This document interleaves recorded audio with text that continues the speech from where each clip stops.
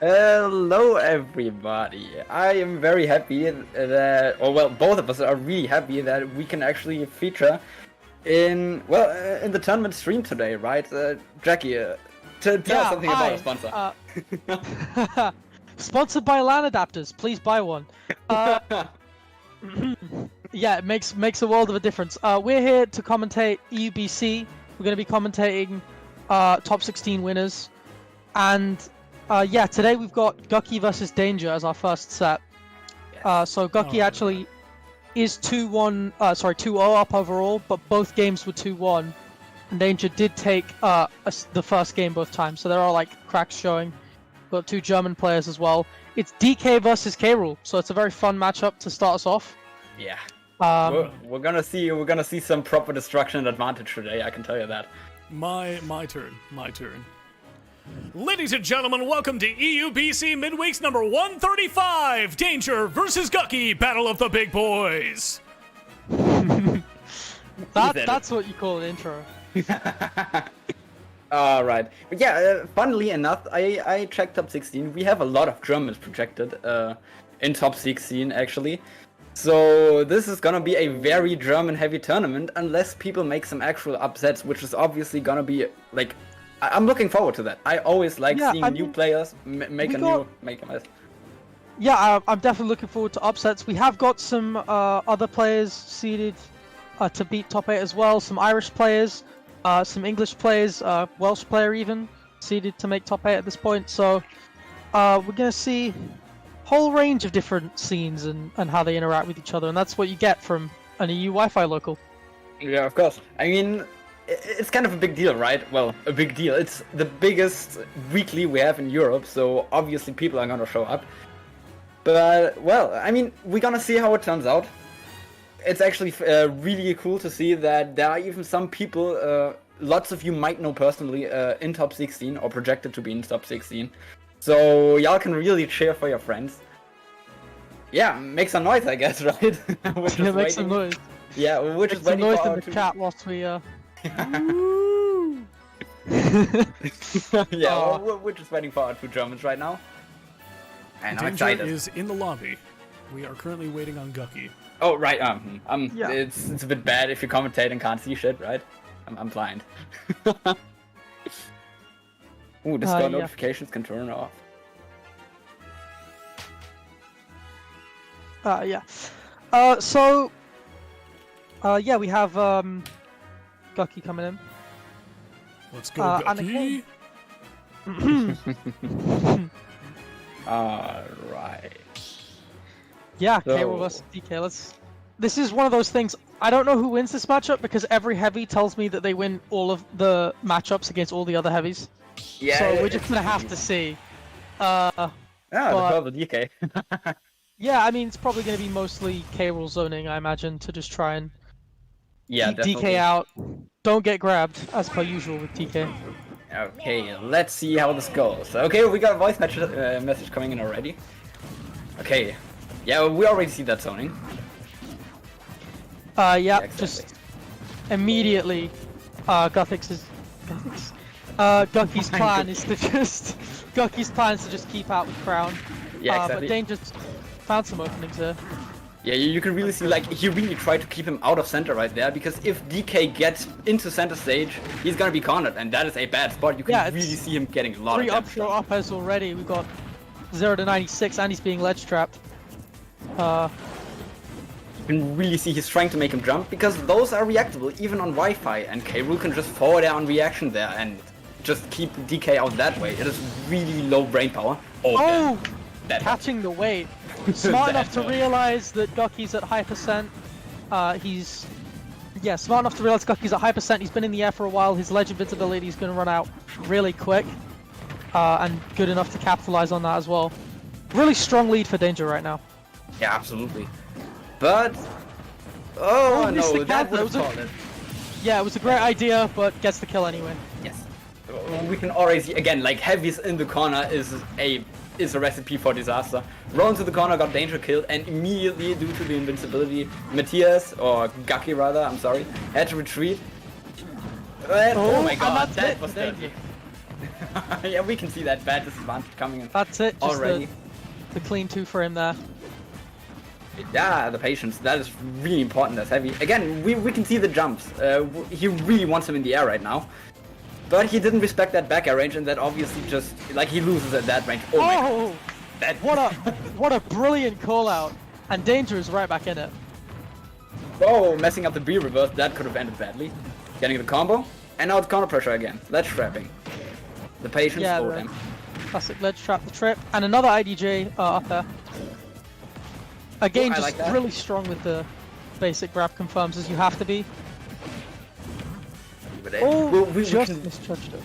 We can already really see that once Danger gets in, like, Gucky has a problem, right? Again, we can see the heavy armor saved him right there. And it's back to neutral. This is scary for both players. They can die at any percent right now. Definitely, and Gucky's doing a good job conditioning jump, but he overcommits. Absolutely. Oh, this could have ended very badly. Nice yeah, both players overcommitted a little bit, but we're fine. Danger is almost dead, but again back and now Gucky's off stage. I mean, this is still anyone's game, right? Oh, yeah, this is scary. But Danger's down and almost out. 166, recovering against K-Rool as DK and the upper. Nice. That man knows his kill and knows his kill percent. That is really good. Like, DK, no resources, off stage, no double jumps, no air dodges. That is a dead DK. So, really well played by Gucky right there, but, like, it's very fast-paced, right? Mess-ups are basically pre-programmed, so, again, this is anyone's game. 1-0 for Gucky. Let's see how it goes in game 2. Yeah, it's definitely very volatile. I'll be interested to see if there's any stage switches. I know PS2 SBF is quite a good stage for Donkey Kong and for Danger, but I mean, maybe we'll see something wider. Maybe we will see PS2 because the ceiling is the same height, but it's just a much bigger stage generally. So yes. I don't think Danger would ban it, but Gucky would probably prefer it. Exactly. There it is. Good call, good call. I mean, big stage for the big boys, and even the players, like both of them had really good results, although both of them mainly played Wi-Fi simply due to, well, the recent circumstances, but I mean, you don't just win Wi-Fi tournaments for nothing, even if it's online, right? So both of these players do know what they're doing, and we can already see you win Wi-Fi tournaments, you're going to perform better in Wi-Fi tournaments, and that's what this is. Or should I say this is a LAN tournament? Please buy an adapter, thank you. Again, like mid-range, if you overcommit in mid-range, DK is gonna hit you, and that's kind of what... Oh, damn. Yeah, nice conversion there. Realized that he was low on up B and... Again. It's basically saying if you jump it, you're gonna die. Yeah. Oh, tries to get the back air. Good DI from Danger there, but... advantage is being extended. This is a great combo. Hey, you can really see Gucky wants to just get back into the game. Pushing off stage. He's got the stage control right now and overcommits with that. Goes for the same roll read he went for last time, but it won't happen again. Oh, that was nicely spaced. Like, that was actually really good. Yeah. Oh, damn. Oh, but again messing up the counter. Is he dead? Yeah, he's dead. PSA, don't go for the counter, just go for the edge. You're trapping DK. Yeah, That's the same thing. You have K-Rool now. As long as you take his double jump, you'll be fine. The counter is like a smart idea, but if you're struggling timing it... Yep, he's dead. Wait, he is dead. Oh, DK is a heavy boy. I was surprised that wasn't an F smash, to be honest. Maybe misinput. You can really see how Danger is kind of just playing off of his lead. He's really calm. He doesn't do any arrows once he is off stage. He's just taking his time, letting Matthias move first, which is kind of the big thing. If K-Rool commits and he's in space properly, he's dead, right? You can just die. Yeah. Heavy armor again. Like, that's the main trait K-Rool has going for him in this matchup outside of the zoning. Definitely the big belly. But Danger's starting to find a way and just keeps doing it consistently. As much as he's conditioned to jump, you know, DK's not exactly a terrible character in the air. Yeah.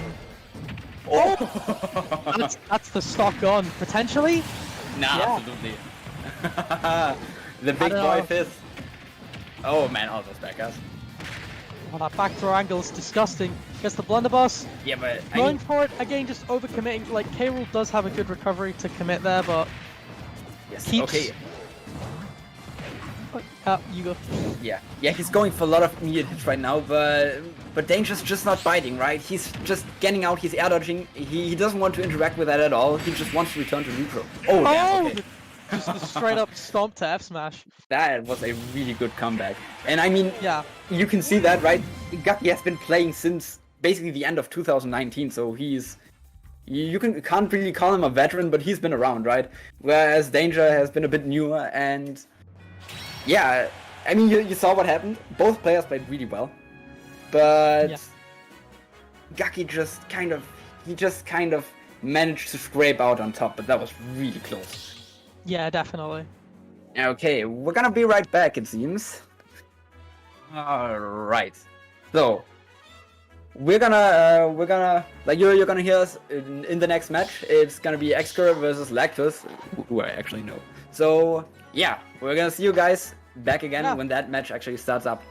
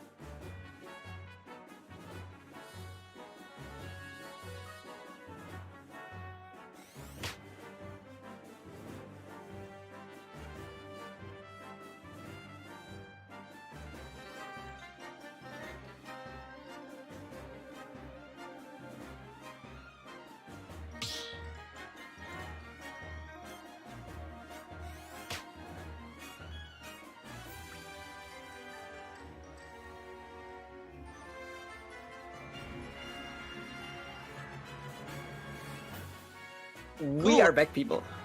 Yeah, we're back. Hello there. You've got Xker versus Lactus. Lactus, the German Sheik. Xker, the British Bayo main. Pretty respected around here. Sort of came out of the Wi-Fi era. Definitely known for his for sort of coming out of that era and kind of embodying it in a sense, in terms of the results. So, as I already said, I know Lactus, right? And he also plays Bayonetta, so he should be experienced in this matchup, definitely, because he also plays a lot with Bayonetta players. So, this is gonna go two ways. Either Xker is gonna close this out immediately, like Bayo does, or this is gonna be a very slow, very painful match. But, again, it's super explosive. If she pushes her advantage, Bayo's in trouble. If Bayo pushes her advantage and gets in, she gets in trouble. So this is essentially heavy, but not heavy. Yeah, well, heavy, but they're both light. They're both gonna struggle a lot to kill, even in against lightweights like they're playing. They're both gonna rely on edge guards, which isn't really gonna be that great because both of them have great recoveries. Absolutely, and we can already see, right? Even though the Bayonetta over here already got a few hits, the damage isn't as high as Xker probably wants it to be, simply because we can SDI, right? And even like on Wi-Fi Bayonetta combos, they do require skill, right? They're not that easy in this game, so you can mess up easier. So this is, again, it's not great for both players. But you can already see how Lactus is really trying to, again, he's doing kind of a similar thing as we saw in the first game, just trying to get Bayo to commit to something while being in the air, so he can just use his low profiling to go under it. Yeah, definitely. It's a really even game so far, but the back air, obviously that being Bayo's main kill option, takes the first stock with a nice roll read. And that's going to matter a lot. It was a very even game up until that point. Yes. And now, Lactus has taken 50. So it's going to suck a little bit for him for the rest of the most tricky thing is if Bayonetta decides to camp now. Well, what is she gonna do, right? Camp back? No, that's not an option. He's back. He's down an entire stock, and he just can't find the kill. That was lucky. that was lucky. That was very lucky. I have a feeling Xker, if he loses if he loses this game, which, to be fair, would be pretty difficult from him at this point, like, it's going to be a bit of salt coming out. Yeah. I do personally feel that Bayonetta has a bit of an easier chance against Lactose, against Sheik in general, simply because of her frame 1 escape options just being so great, right? That Within, I'm sorry, is just so good. You can just get out of so much pressure and so many frame traps with that. Meaning, Sheik's low damage output just gets even worse, but he finally gets the kill, and now this is anyone's game. If he really camps now, this is gonna get hard. Yeah. Yeah, we can see all the needles coming up. Whoops! Approaching, you don't want to approach Bayonetta. Immediately getting counterpoked there. Definitely, it's some really strong burst options. The Bayo has, obviously, ABK and Heal Slide. Nice combo starters, but Lack's doing alright, just needs to keep X-Car in the corner, keep ledge trapping, and that didn't happen. That's just how most of the damage is going to happen in this game. Yeah, really. it's simply like that. And, oh, I was just gonna say, kills are gonna get a bit tricky now, but, well... Yeah, I mean, X-Car's been doing alright with the back air so far, so hopefully that continues for him. Lots of side Bs. Yeah, Lactose is just moving too much. Bayonetta is a character that really punishes people for moving around. And his low profiling doesn't work if Bayonetta stays grounded. So X-Car is he's kind of just rolling all over the place right now. But Lactose baits him. That was really nice. Gets reversal. Yeah, can't dash attack on that shield. But still has stage control. Oh, hits the witch strike, and then gets low profiled. That was a very that was some interaction. I'll be honest. That was That was an online interaction. Yeah. Jumping. Don't jump at Bayonetta. Yeah, Lactose, most of the damage he's kind of getting tagged on right now is simply from him approaching at the... And again, another... Yeah. We were talking about struggling to kill, but honestly, X-Car didn't find that much trouble. No, Lactose definitely did. I mean, you know, X-Car lived to 178 the first stock, something ridiculous like that. But Lactose died basically at 100 every time, and I think that's the main difference, is that X-Car just knows how to find the openings for the back airs that he needs to secure stocks. You could really see that most of the time when he got hit, it was for moving, and specifically for moving in, because Bayonetta simply has the best tools, or like some of the best tools, to just deal with that, right? All her, like, up B is gigantic, side B is gigantic, both in the air, on the ground. Back air is also pretty big and not slow. It is slightly disjointed, so you can hit movement super easily. And just keep moving in is usually great. Not optimal, but pretty good. But not in this case, because Bayonetta can just shut that down and completely outdamage you. Meaning it's really a matchup of, like, patience and taking it slowly. If you move in too quickly, you're gonna die. Yeah, definitely patience, especially when you're in the corner. He's always sort of rolling out and jumping quite quick and getting punished for it. I mean, against Bayonetta, I actually believe that her counter pressure is only somewhat good because her approach options suck. Meaning, if you just chill a lot, wait, you can you can force her to commit to a grab, and that is a free opening you can exploit to get back. What stage are we gonna see though? It'll be interesting. I'm not sure the stages for this matchup too much. Maybe Bayo might be looking for kills off the top, but I do know Sheik has up smash confirms. It's town and city though. Yes. I have a feeling some needle camping might be in order. Absolutely. Yep. You can already see it. That was scary though. Yeah, he's really just charging up his needles, playing more defensively. He's playing the matchup a bit better now. But accidentally F-tilts into the wrong direction. F-smash for the tech chase. Oops. Yeah, but Bayo is still a force to be reckoned with on town, obviously with the platform extensions that she can get. Yeah, absolutely. So it's an interesting pick, and we'll see how it pays off. Yes. Ooh, that was scary. Okay, yeah, going for trades in here as Sheik is actually okay, because you simply, like, you regain stage control and have them off stage. That is fine.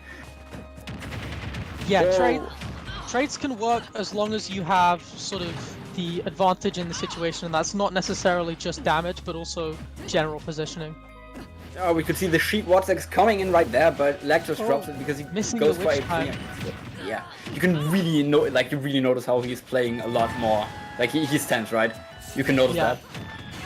Oh, that was sick. The needle confirmed from right across the stage. Yeah, you've got to respect that dive kick. It's incredibly dangerous. And he's dead. Yeah, he's dead. That's Bayo on town.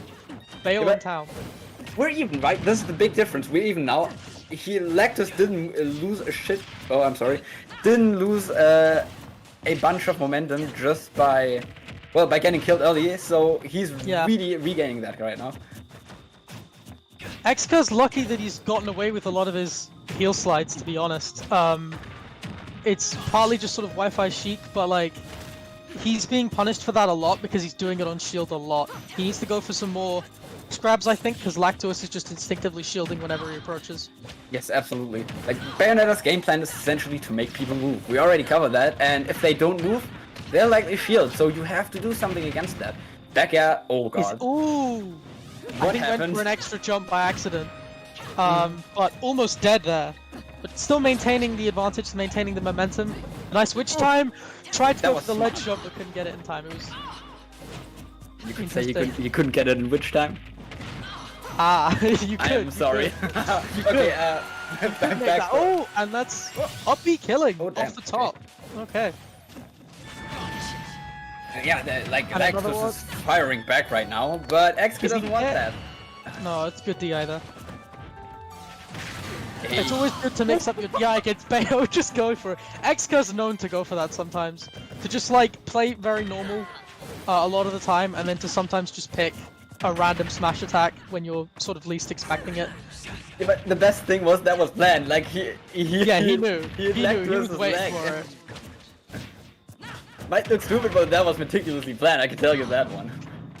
Look, Bayo's smash attacks might not be that big even relative to like the arms, but the arms themselves are so big that like they do like the hitboxes cover a lot of space, and you can Yeah. use that if you know the general area that your opponent's moving in. You can really see how Lactus is starting to restrict Xka's move. Oh, Oh, what? just going for it. Just going for it. Okay. Knew that Lactus was in the air. Knew that Lactus was at high percent. Knew that the intangibility was low. He either had to pick an option, which was probably going to be like jump anyway, which would be covered, or he was going to wait a ledge. Yeah, And I think the invincibility just ran out faster than he expected, not gonna lie. Plus, Xka was such a menace on stage the few seconds before that Lactus probably tried to use that time to just, recollect himself, and that didn't go well. So, interesting thing is, who are we gonna see next? This was a fun match to watch. I like this matchup a lot, actually. We actually have no idea who we're going to see next. Oh, well, then I guess we will... I guess we wait. Yeah, we will be right back. We're waiting on a match. We're either going to see Hope or Nines in the next set. Oh, awesome. Okay. So Yeah. Stick I'm around. excited. We'll find out who we're going to see. Okay, let's find out. Absolutely.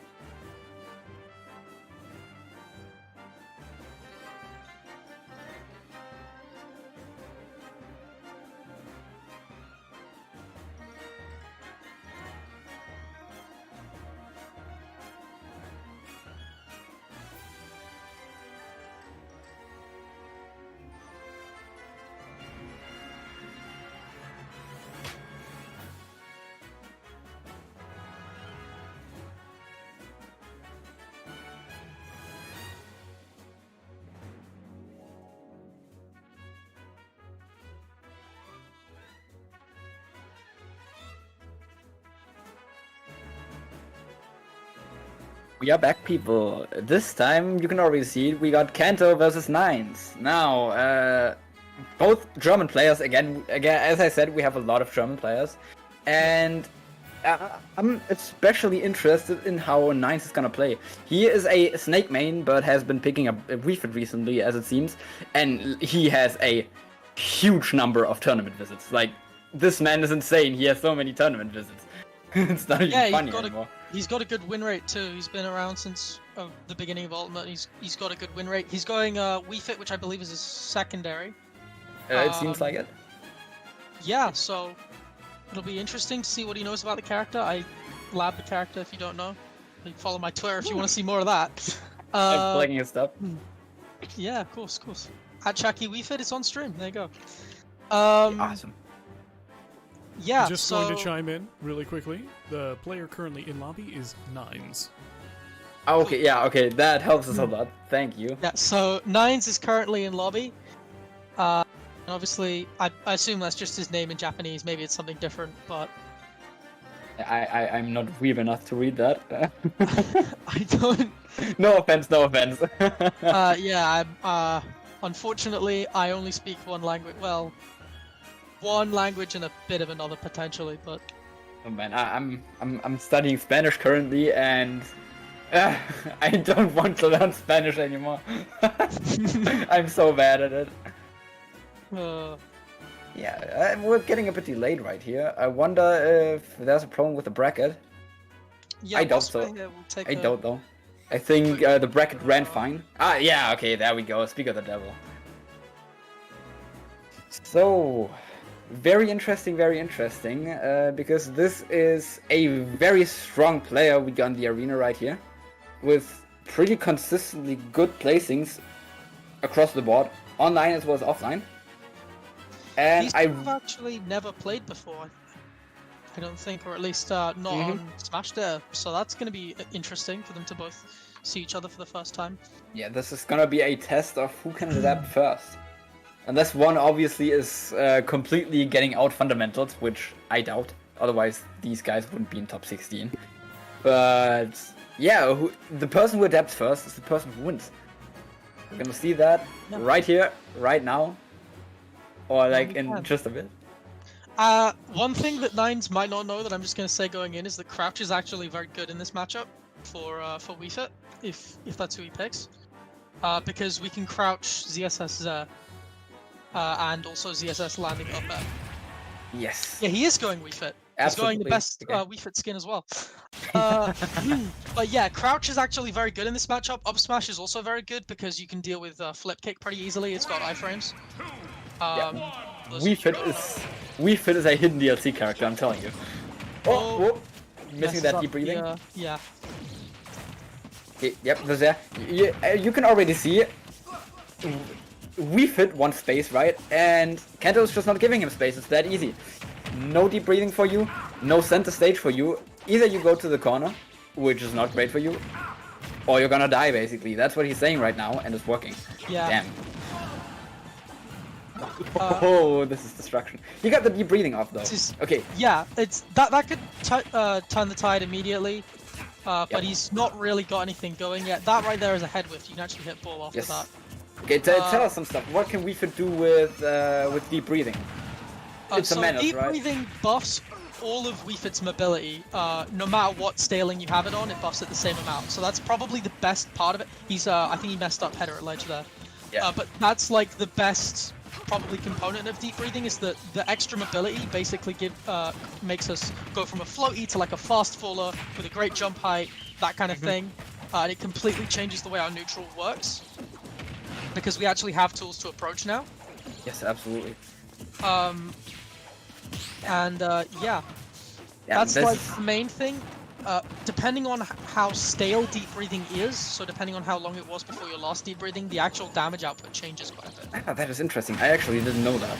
Oh damn! Oh yeah! Oh, we could see what deep breathing does. It doesn't hit people forward, like in front of you, because it's dumb. But it does hit. Short hops really well. So, talking about that adapting thing. yeah, talking about that adapting I talked about earlier, we can already see this, right? Kanto just kept the speed up, tried to overwhelm Nines over here, not give him space, as I said at the start. But Nines adapted, and he abused the fact that Kanto was playing quickly and knew that he couldn't have adapted this fast, right? And now it's his game. He's got all the momentum suddenly. He's being really smart because he's using header cancels to ledge trap when he can, because it allows him to ledge trap from center stage. Ooh, damn. Yeah. Yeah, That's ZSS. It's good DI as well. You can crouch ZSS laser, by the way. Yes. But he's using header cancels mostly to ledge trap, which allows him to ledge trap from center stage and not have to deal with flip kick as much. Yeah, exactly. Yeah, after a kill, deep breathing. Just having the ball out there is huge for Wii Fit, simply because you suddenly have a whole bunch of different angles you can cover, and that is great because now your opponent has to guess, and you never want to guess in fighting games. Yeah, definitely. He's also, I think he needs to maybe learn the angles on platforms, because he seems to always either be behind them or in front of them, and he spawned it on a platform at one point and didn't really know what to do. But that is important. That right there is head whiff, so if you get knocked back and you use header, sometimes you'll miss the ball with your header, but you can actually just hit it after. And it allows you to sort of header cancel out of disadvantage, which is really strong. And we can really see how Kanto is just trying to avoid all of this by abusing his great mobility, and at times he's actually... Oh, what a smart reversal! Using deep breathing to slow down his momentum, so that his jump goes just above ledge, exactly where Kanto was going. And also you just get deep breathing. These people just don't want me to finish my point, man. I'm telling you, they're listening. that was actually sick. Like, that was a really good call out. And the best thing is, yes, it wasn't Wi-Fi, but that was reactive, right? If you have such a huge mechanic that lets you stall for this long, you can easily react to people going off stage and trying to hit you, and do things like that. Meaning, if you actually practice this is something that can be done very consistently. It's the same with multi-jump characters. Think of Kirby, think of Meta Knight. You can really destroy people reactively without guessing for when they go off stage. Second game, stages. What are we gonna see? Yeah, it'll be interesting. I don't know if he knows his down throw setups. He's picked PS2, so Wii Fit's actually pretty good on stages with about PS2 platform heights, because down throw will... He's going for it again, but down throw will set up for a tech chase on platforms, and header covers every tech option. So you basically get a free header. Oh, the up smash! Beautiful read of the down air there. And he's dead at 1%.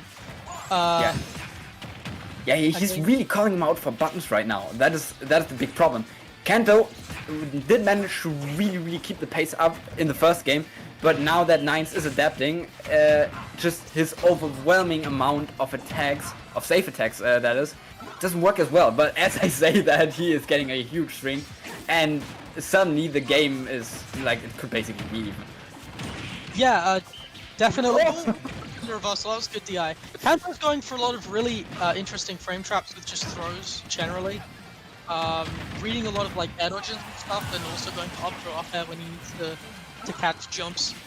But I'd say that he could probably optimize it if he goes for like a falling nair instead of a smash attack there. He'll probably do a lot better in terms of damage. You just saw fair pancake under Wii Fit there. That move does pancake. That is dumb, and it does happen. I mean, yeah. Yes, this is not a top tier for no reason. And yeah, it's scary. So Nines, like, he got himself a lot of space right now. Kanto is really trying to stay out of his range instead of going in and denying Nines the deep breathing right now, which is kind of costing him, right? Nines gets his...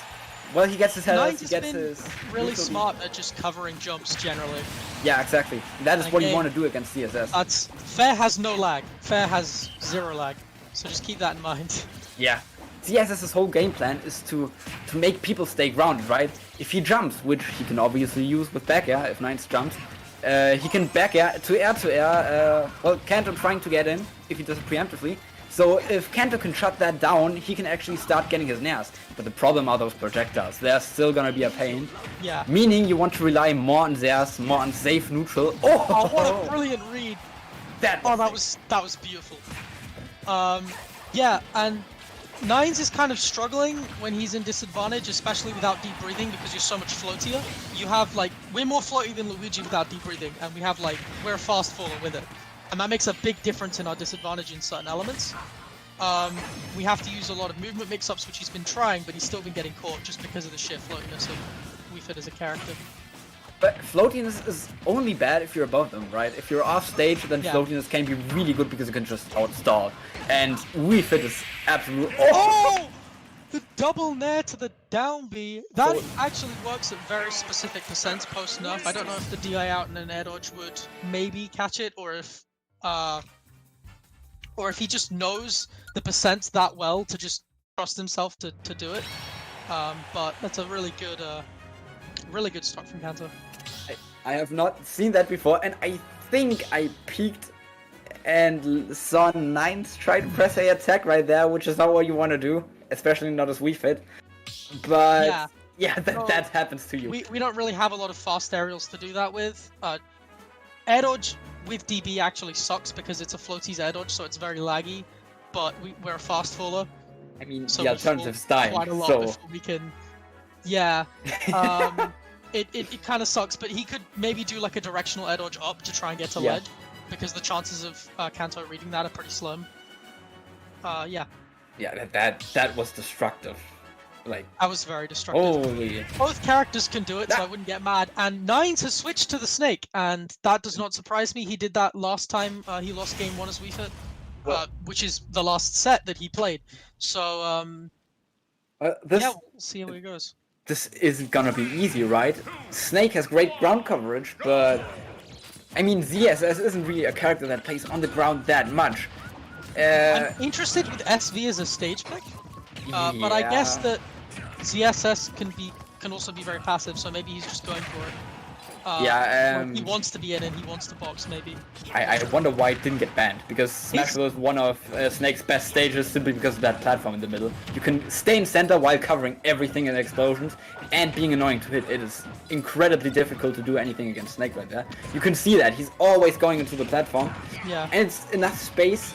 Oh damn, this is super fast paced. I haven't said this yet, but his wavelands have been great the entire match. His movement generally is very good. You can tell because he plays Snake, he knows his B reverses and his wave bounces and his wavelands. Great coverage. You want to time your getup right there. What happened there is the up smash forced him to pick a option, but if you stay calm and pick the correct option, meaning neutral getup or getup attack, while the missile lands, you're absolutely free to get back onto stage. It's just a complete sort of roll bait. Yeah. And it works a lot of the time just because you feel like that's the natural option when something's covering ledge. You can already see though that Kanto is in this matchup actually trying to get Snake into the air. Oh damn, that was an overcommitment if I've ever seen one. Because he's using a lot of Zeas, he's trying to keep him at bay to not use that dash attack just preemptively, which is obviously fine. But I feel like Nines is just outpacing him at this point. He plays so quickly that it is really hard even for ZSS to keep up. And that was that was Snake.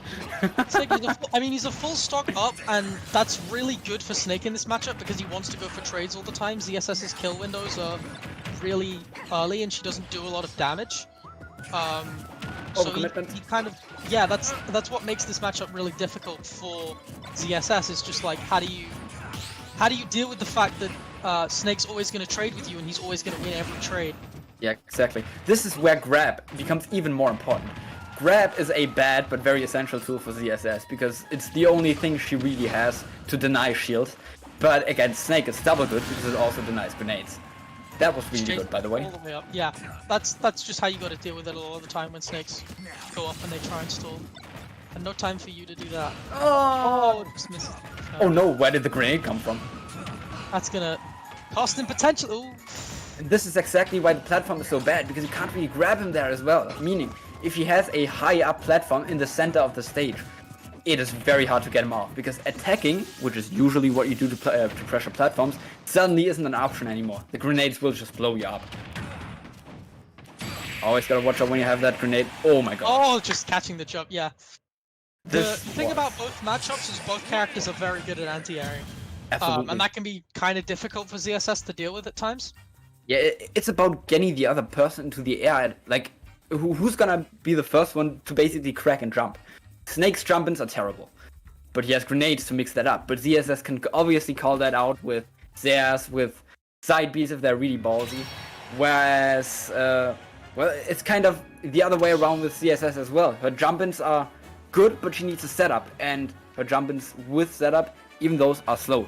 Snake can up tilt that. Okay, who are we gonna see next? We're gonna check bracket real quick. We're gonna be right back, as you can see on screen right now, in just a bit. Versus Inferno, yeah, it's gonna be an interesting set. Exactly.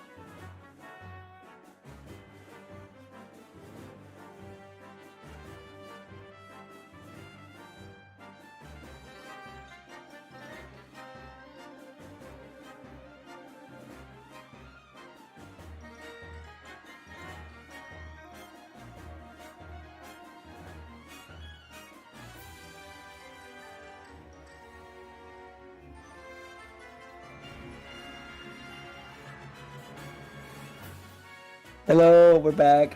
Okay, so we got Inferno in the lobby already. A ZSS main.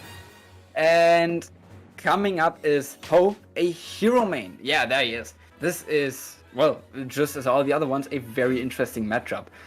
I mean, you know Hero, right? But Hope is not a Wi-Fi warrior. He has been around since 2019 with both offline and online results. So he's been a menace basically since the start. Yeah, he's got a lot more games played and a much higher win rate as well. So I definitely think Inferno's going to come into this sort of as the underdog.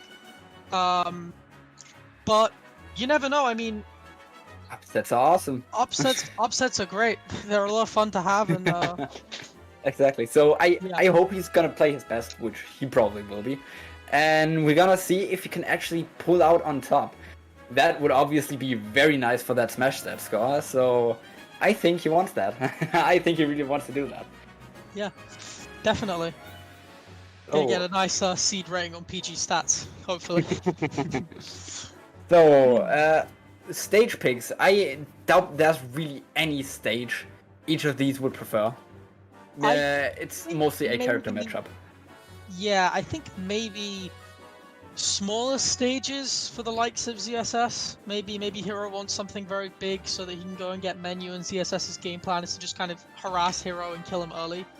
Because obviously Hero's CQC moves are like not great and definitely not much compared to ZSS. So it's very easy for her to get in and whiff punish him. That could definitely be a factor, especially because, as we talked about earlier, ZSS's jump-ins require a setup, they're slow.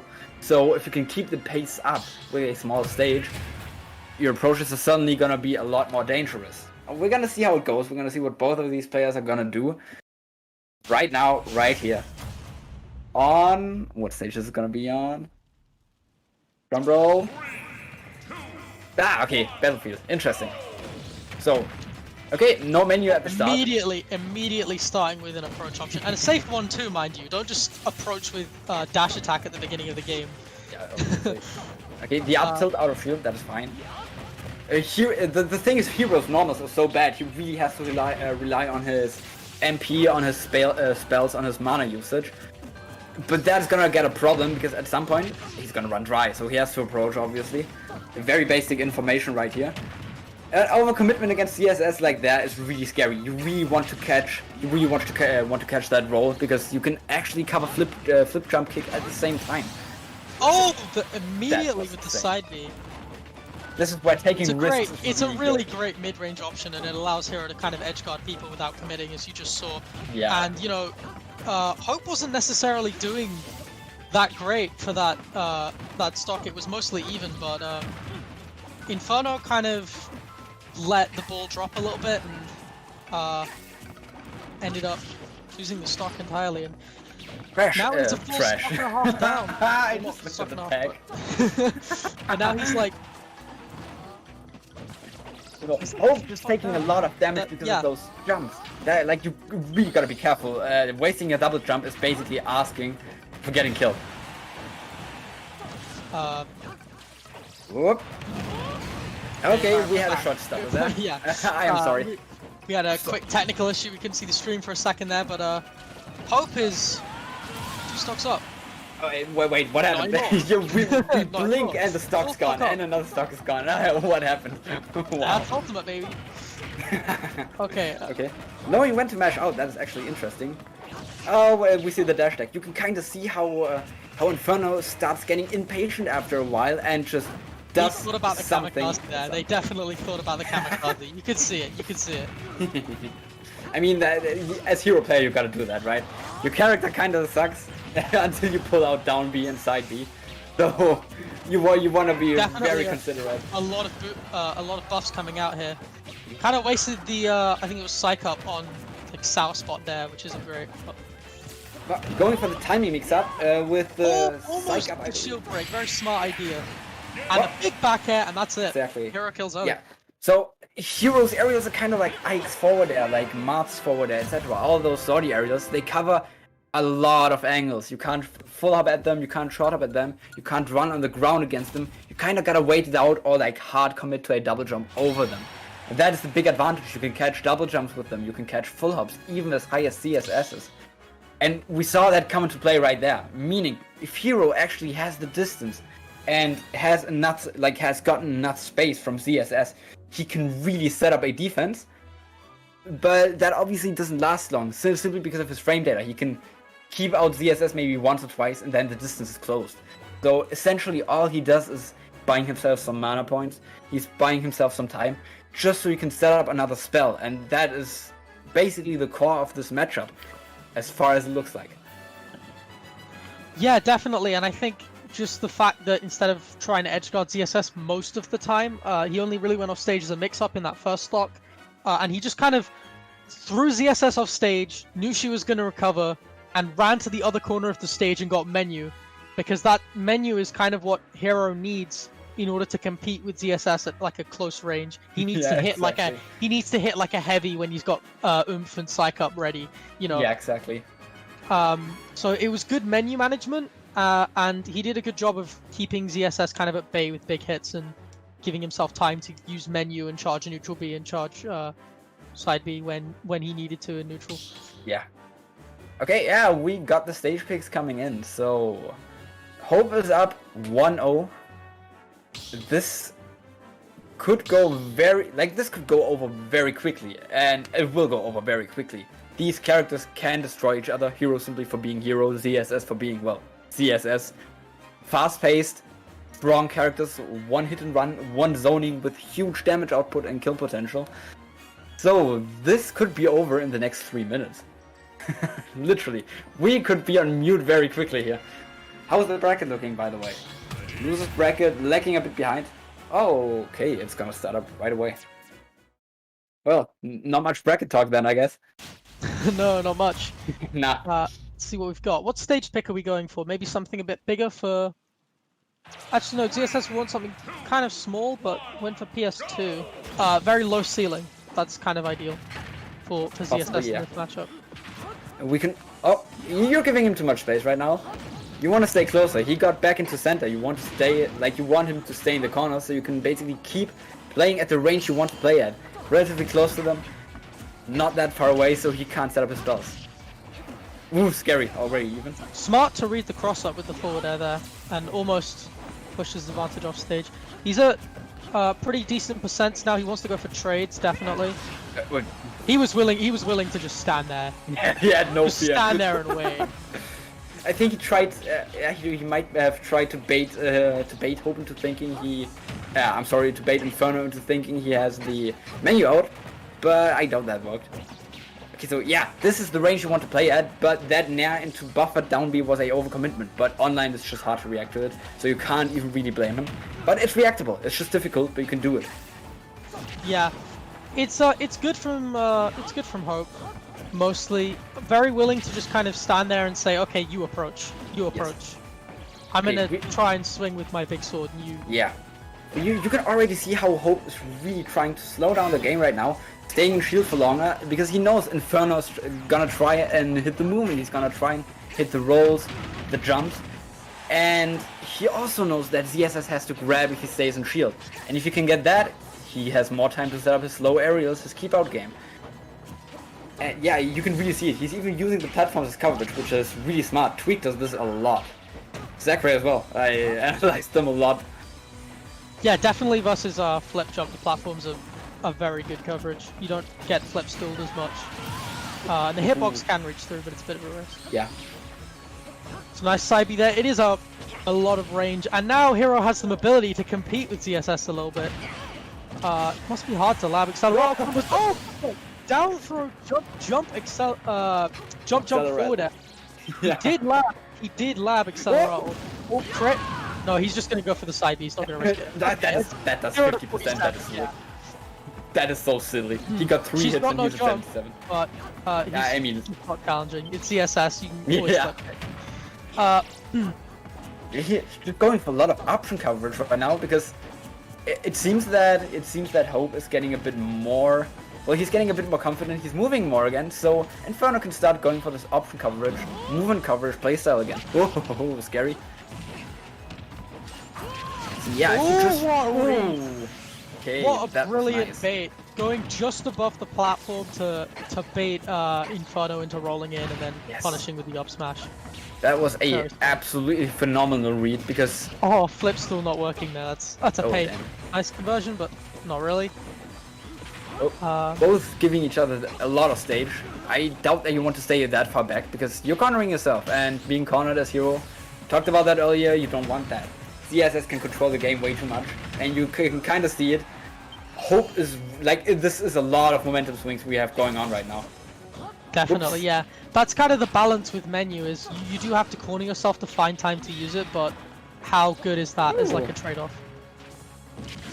I like the bounce. It's like great in this matchup, but it just reduces the amount of neutral beef you have to worry about. And oh, damn. Yeah, very active hitbox. Good at covering neutral get up, and good at covering jump get up and double jump from ledge as well, which is usually the ZSS options.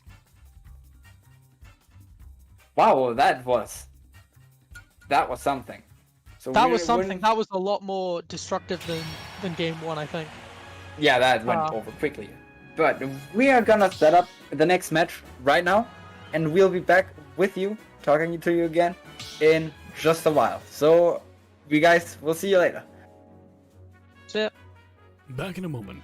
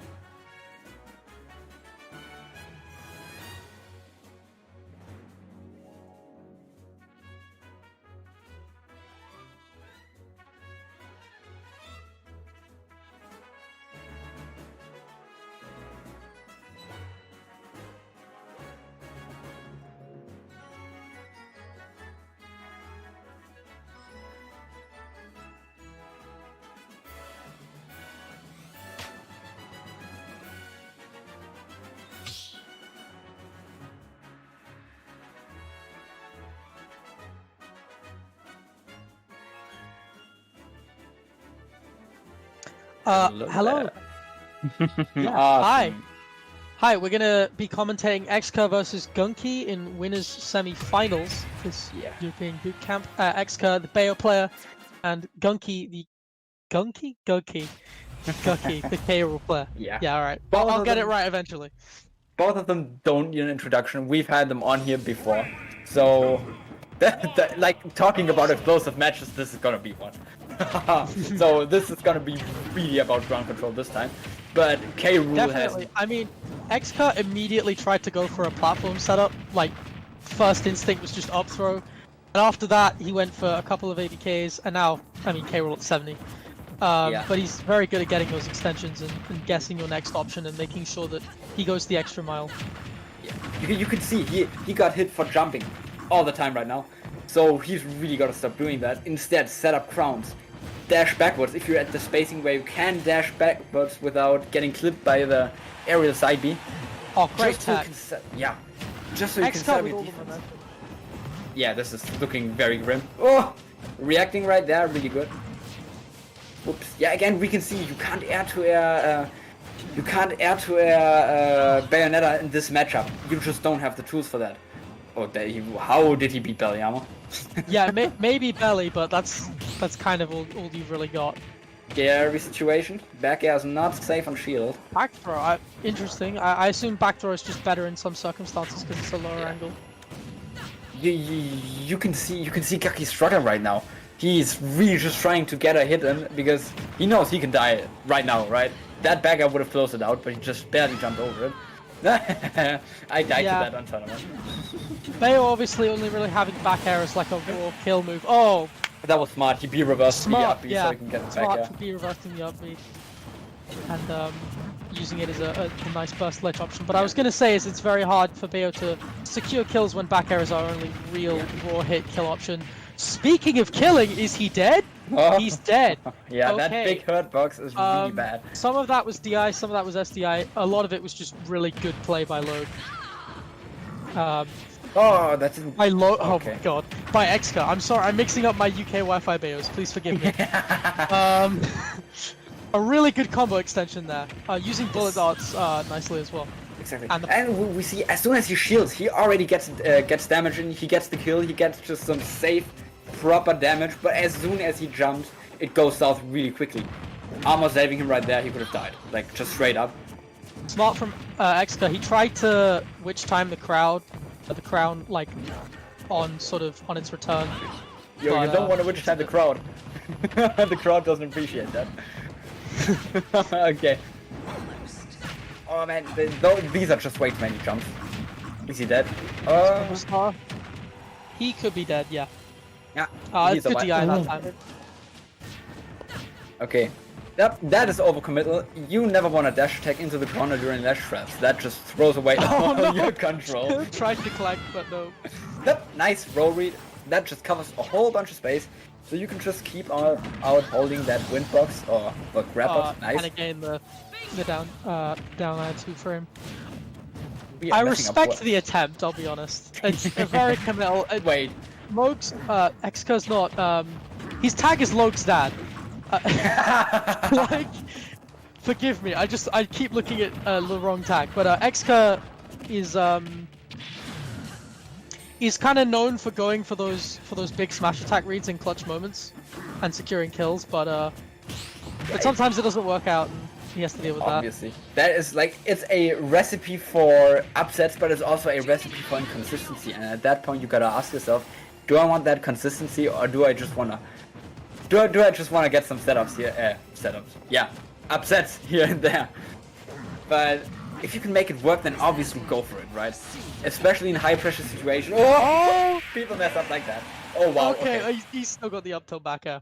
Yeah, out of the pan into the fire. That was just a bad situation all around. Yeah, I mean, I don't know if he should have up smashed there instead, because K-Rool was like right on top of him. But he went for the F smash and the blind spot kind of cost him. Yeah. But he had enough time to get the up tilt in, so yeah. All's good. This is a problematic matchup for K. Rool, most definitely. But I feel like the main problem isn't even the character right now. It's simply that Gucky really tries to get his belly armor going. He really tries to get strong damage going to rival that of Bayo. But the problem with that is he's got to jump for that. And jumping against Bayonetta got him murdered right now. Like, this was very scary, especially at the start, until he actually managed to clutch it back around and put up a proper fight. But he's got to get that momentum going to just like finish this right here, right now, and basically try to get the win in this best of 3. Definitely. Okay. I mean, Bayo has some of the best like strings and combos from air to airs probably in the game. So jumping is a kind of a huge risk.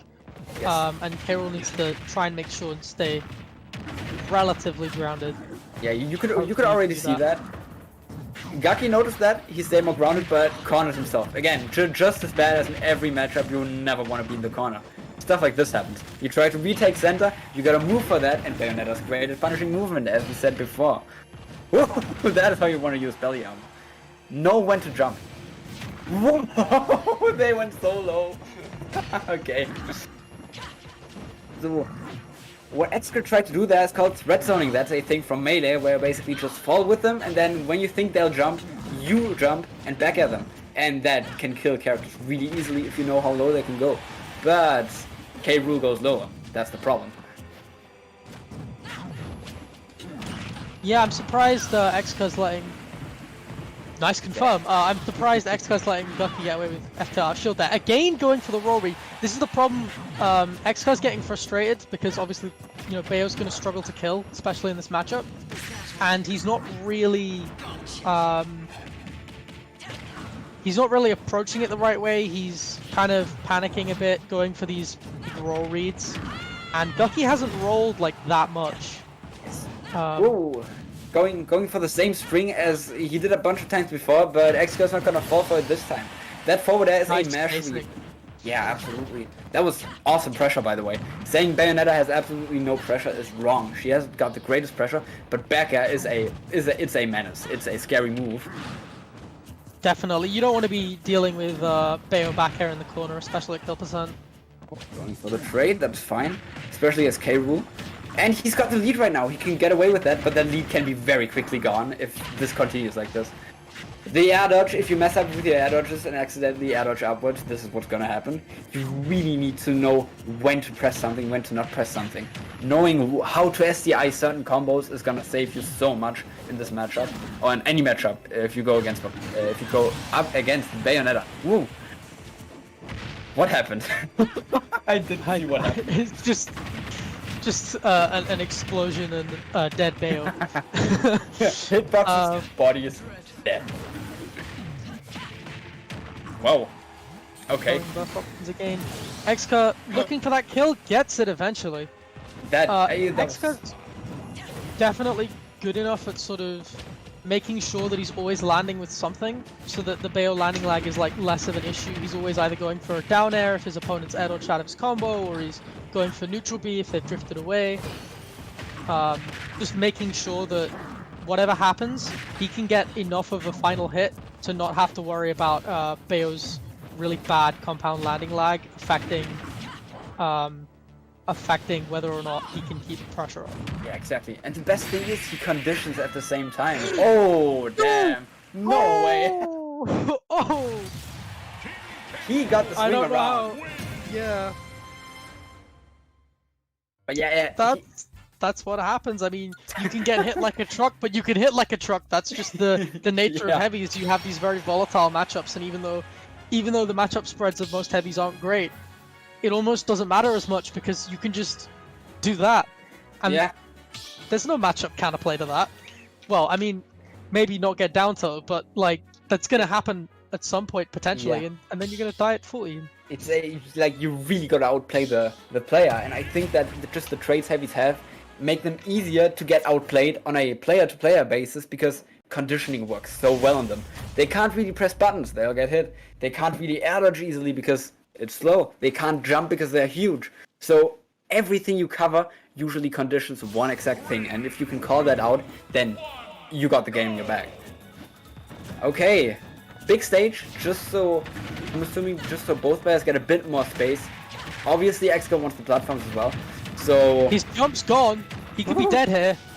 Nah, alright. He's fine. oh, Getting a nice trade, maybe, but it's still not great. yeah, that was online right there. That neutral get up. The timing was almost perfect on Xco's side, but it just didn't quite work out. Neutral get up. That's not even an online thing. That's just a general thing. You have 1 frame to catch that. Great, great landing mix up there. And down air obviously also being one of the few Bayo kill moves, just making sure that he can bait Gucky into dropping shield, because he has been doing that prematurely a little bit. Okay, we could see some of that conditioning trying to get put into play right there. Going for the air dodge read, going for the mash read with that slight delay on that combo. But, I mean, Gucky just jumped away, so sadly it didn't work out, but that would have been the stock, literally. And this is going. Xco's just finding all of these extensions. Yeah, this is scary. Again, He almost died. good DI there, but Oh my god! almost. Maybe some Okay. decent S Oh, there. no. Oh, the witch time. Oh, tried to go for the witch time ledge trump. Couldn't get it, but Gucky buffered a get up option whilst in witch time, and that is not Yeah. a great idea. Yeah, especially because that was the I want to get back into the game neutral get up he's been doing a bunch. Again, he got punished for it. Simply because he wants to regain his footing. So people often neutral tag, they neutral get up, stuff like that. Anything that gets them back into the game quickly. Okay. That's why I don't just want to press buttons, by the way. Yeah, it's interesting that 2 people have picked. It's nice crouch there, by the way. No. But it's interesting that 2 people have picked to go against Bayo on town, because the amount of extensions she can get using the platforms is just like really good, and generally because of the side blast zones, it's a really good stage for her. But a lot of people think that just because it's campy, you know, people like K-Rool, people like Sheik who want to needle camp, they're trying to camp out Xka on a stage that is probably one of Bayo's better stages generally. Yeah. So I it's... think we actually see the stage right now simply because Gucky isn't too familiar with the matchup, it seems.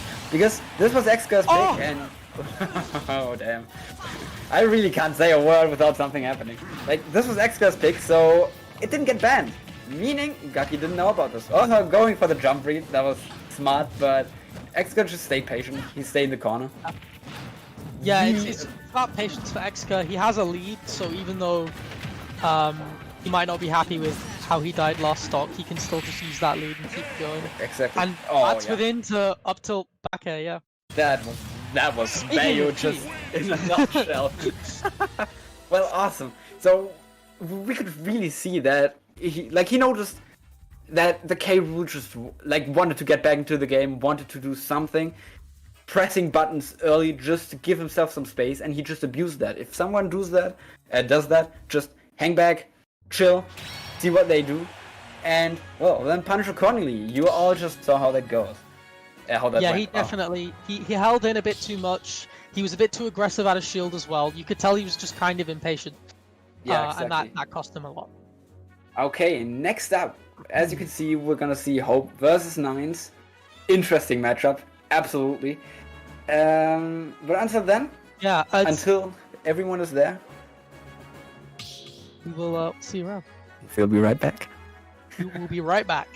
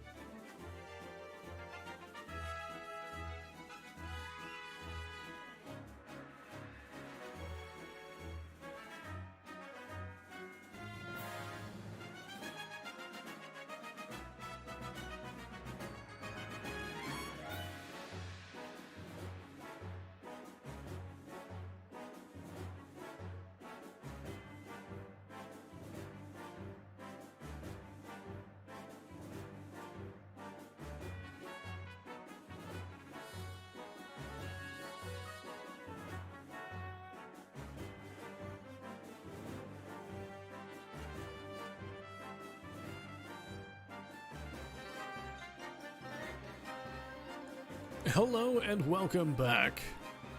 I am not Lunar SSB. What's up, Jackie?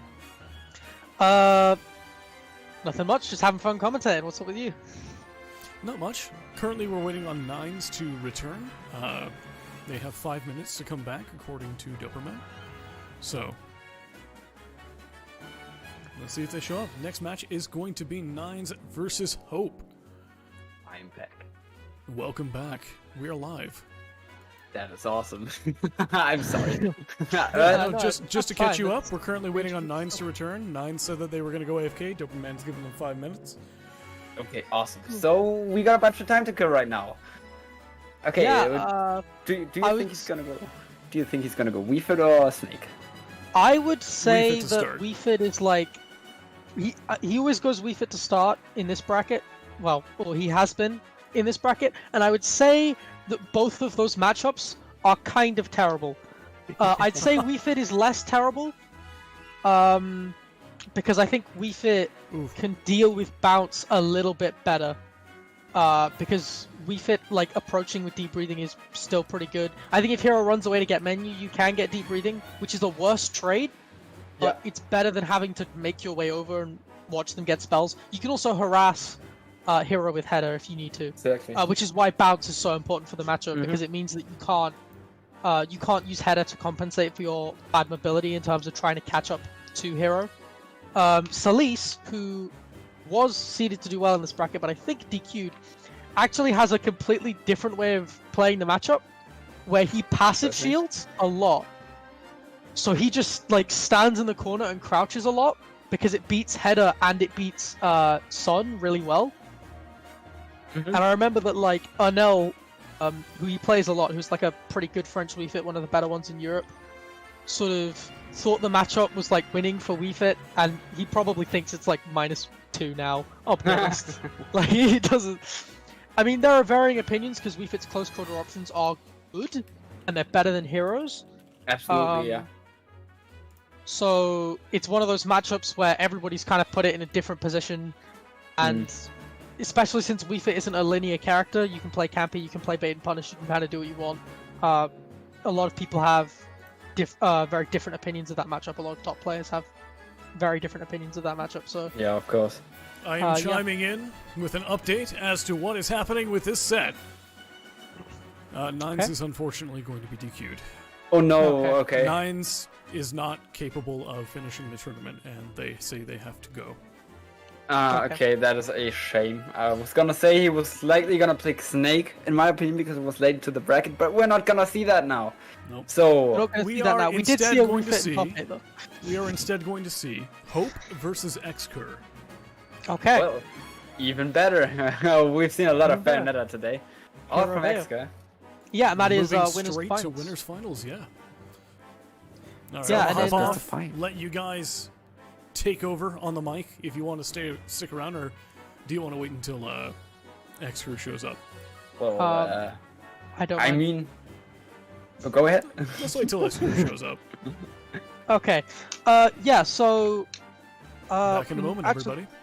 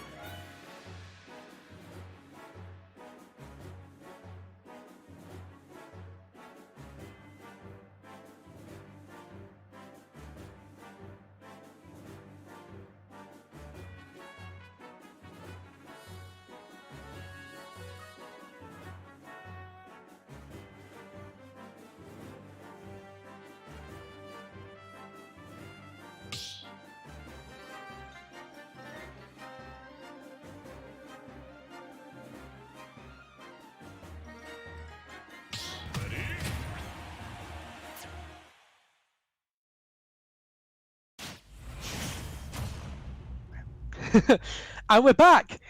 Yes. We're back with Hope versus Exka. Exka has the tag Logue's dad and is a Bayo player, and Hope has the tag Trash and is playing Hero.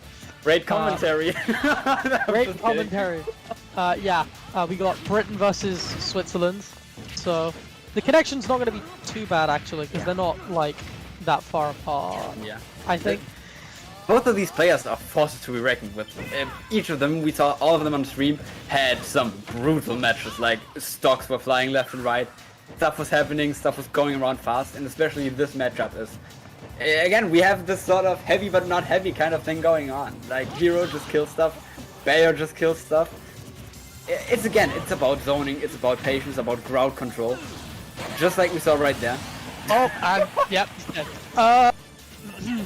It's a very volatile matchup, as you just saw. Nah, it's okay. Good DI there. It's a very volatile matchup, which is going to make for an interesting watch, hopefully. I mean, it's almost over already, I feel like, so... Timed it! Exka's been doing that a few times.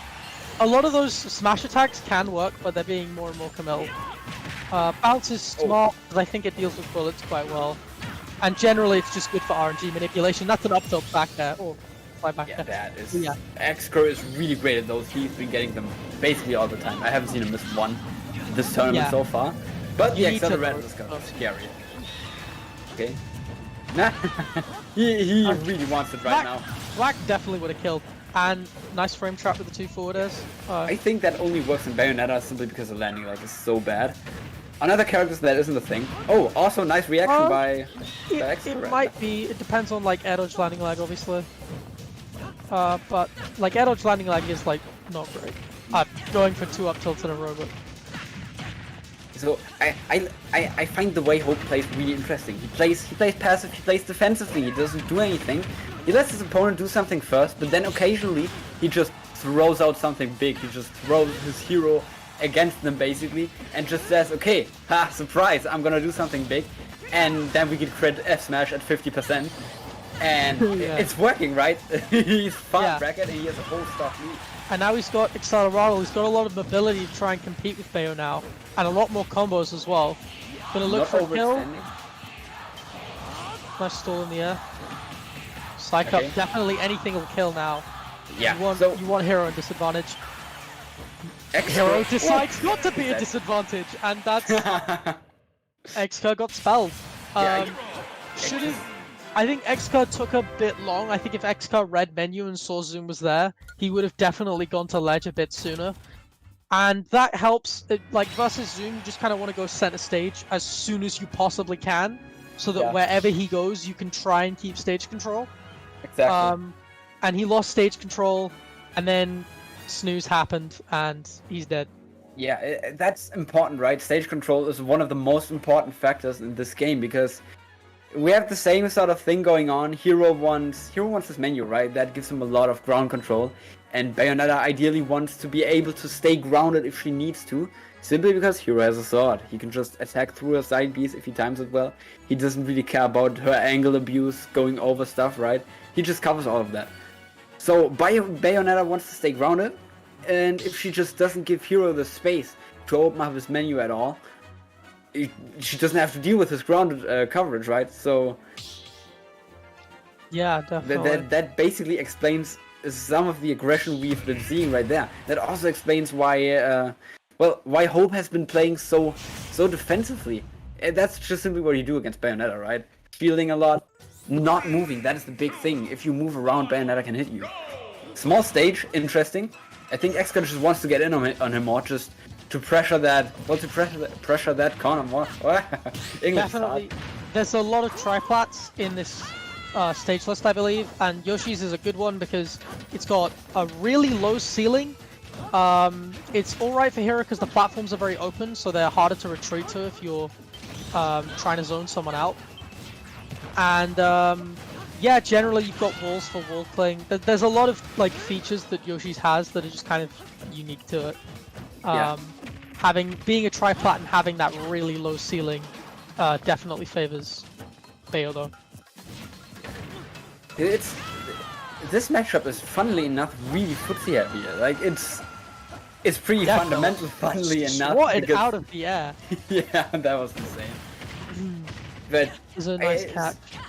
It's simply because Hero has the tools to deal with Bayonetta's tools, and that is just a bit unique because Bayonetta is simply a bit of a special snowflake in this game. So she requires specific counterplay, but Hero doesn't care as much. He's got his menu, he has just as much dumb stuff as Hope Bayonetta has has. done a really good job of mixing up their DI. Yeah, absolutely. And a lot of those long strings that we've been seeing Xka hit haven't necessarily been hitting as hard. Now Xka still managed to rack up quite a lot of damage here, but it's still in a even. position where, yeah, I mean it's even, but obviously recently, but Yeah. like Hope is still in a position where it's very hard for Xka to do that, and he needs a lot more openings to to go for it. Yeah. It's a nice witch time there on the Yes. thing. You can't really use like small projectiles versus. This Hero is scary right now.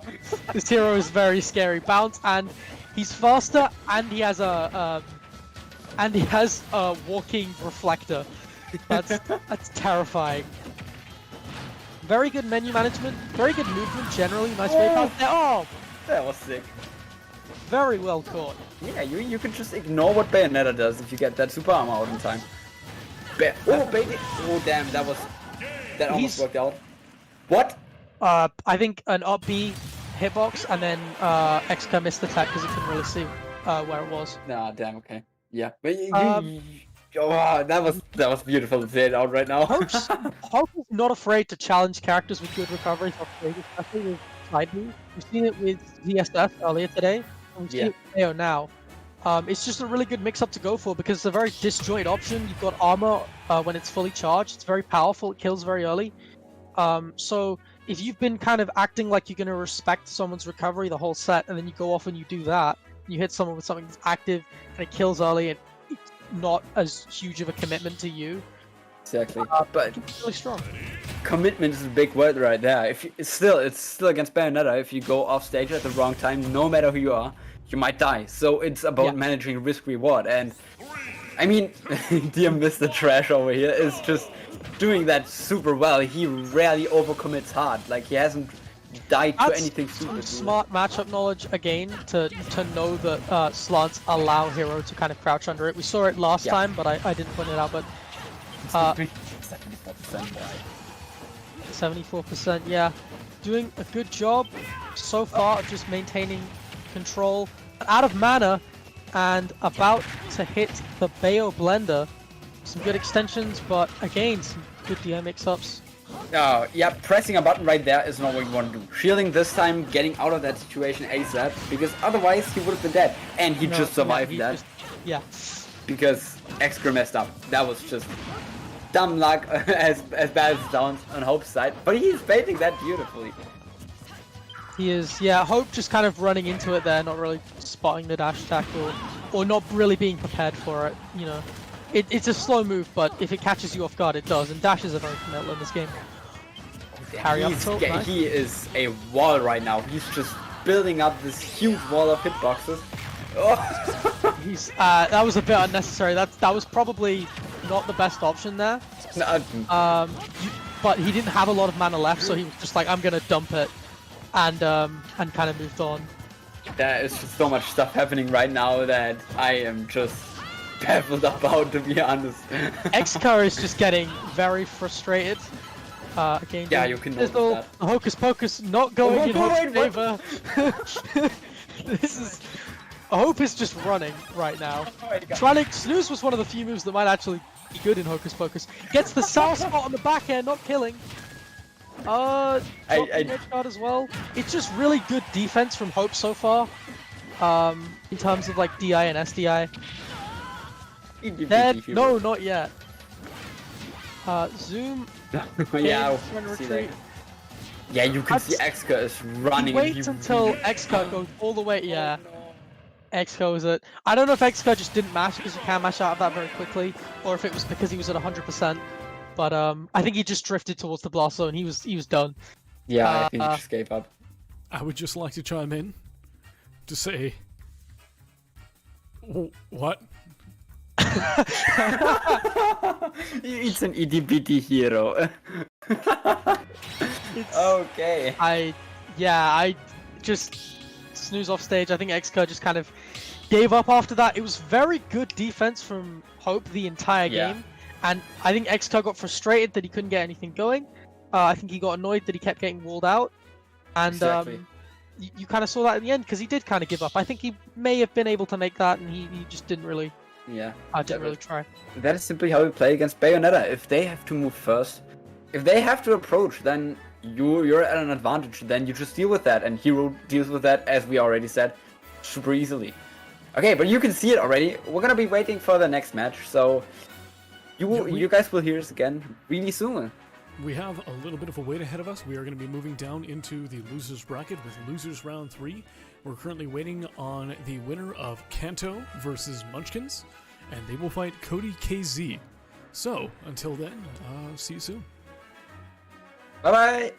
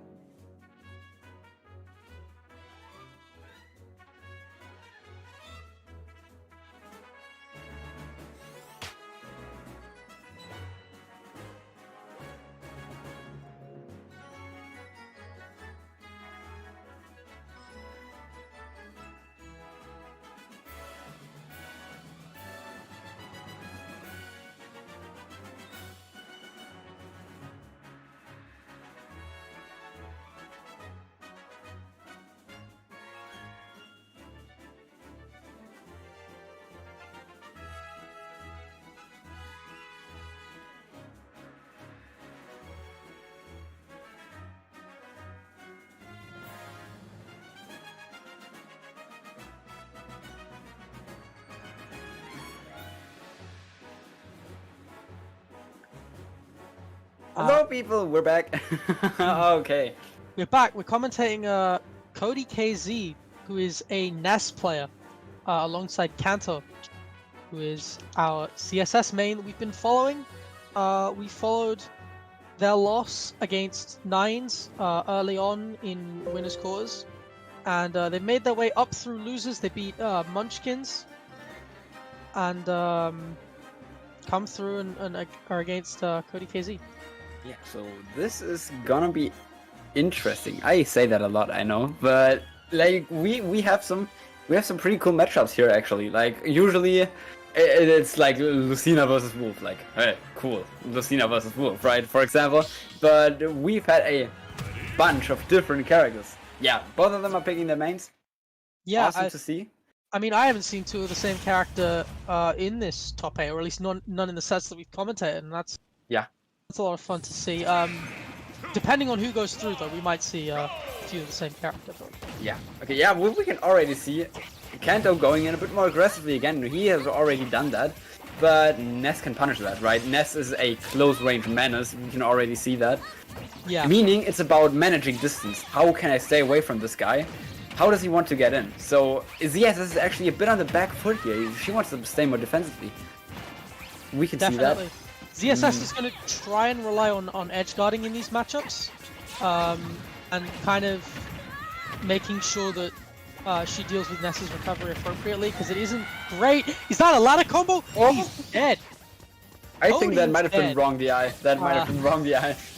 Maybe, but it was a very nice conversion nonetheless. The dash attack to get him up on and it was onto a the good top air platform. dodge. Yeah. Or sort of air dodge wait. Yeah, you can see ZSS being cornered is very tricky because Ness can just get in. ZSS can't move around and be hard to hit. She has to get by Ness somehow, and that's exactly what Ness wants, right? Just throwing out big hitboxes, active hitboxes, difficult to get through. Meaning, staying out of the corner is top priority in this matchup, as most characters. Very few can actually manage to stay in the corner of it. But even then, it's not optimal. DSS is normally one of them, but I think Ness has some good anti-airs, a good forward air, to kind of cover flip pick and deal with that. Yeah. And yeah, I mean, Cody KZ is sort of getting back into it now. He's doing a bit better, I'd say that. But his main problem is that he seems to be doing a lot of sort of air dodges out of hit stun, sometimes like quite late. I get that Ness has very floaty air dodges, but it can get predictable. It's what lost him his first stock. Yeah. And that cost him most of the damage on his second.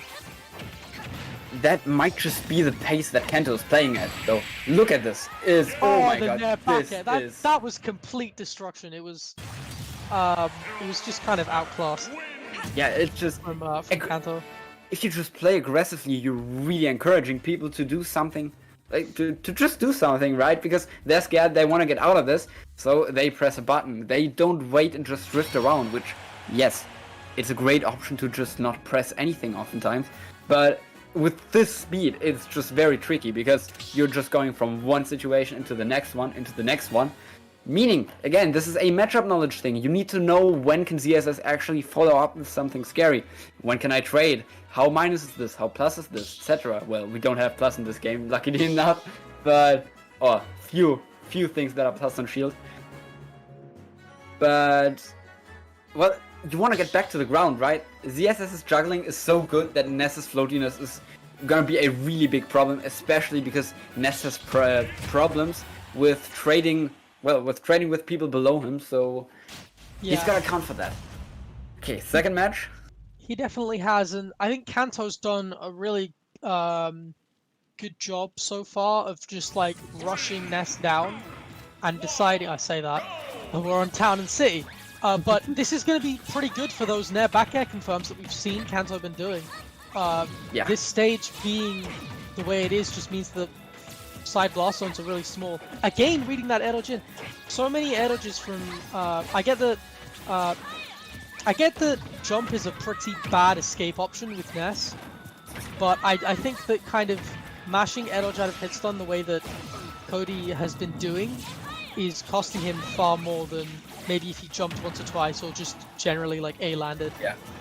We could see Ness's floatiness coming up right there, like he was just stuck in the air. Yeah. The thing is, Nest players often do like to just go for option coverage. They just put out stuff, and if you do something, you run into it. But if the opponent doesn't do anything, you're stuck in an animation, and ZSS can delete you for that at very low %. And that happened before. But I mean, Cody is he's holding together, right? This is even. It's a lot more even. He has a lot more space to kind of get away. He's a lot more willing to play his game. Nice movement mix-up there as well, making sure that the side B didn't hit, punishing with the back air. This is kind of what I think he just needed a bit more space. That was a misinput, I believe. Yeah, probably. I think he just needed a bit more space to kind of work with. Yeah. In terms of like the general length of the stage. I don't think SBF was a really smart pick for game 1. But he's doing better now. We're looking at really an even game. You can really see how Cody is responding to Kanto as well. Yeah, he's throwing out a side B just to check, are you gonna run on the ground at me?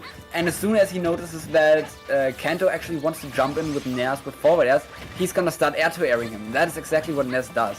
It is a condition jump then punch jump character. When people don't start jumping, you side B. Beautiful juggling right here. Well, dropping that because of a misinput F tilt on that platform. That is never what you want to do. Oh, he held it for so long, but he missed the skip form!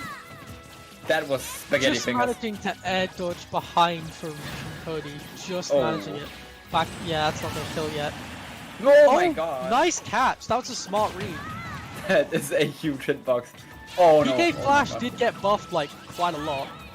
Like the startup was increased by like a lot, and now it is a ledge trapping tool. So if you want to cover like big jumps on floaty characters, like Cody just did, you can do that. Reflector gang. Nah, I don't do that. Okay. Oh no. Oh yep.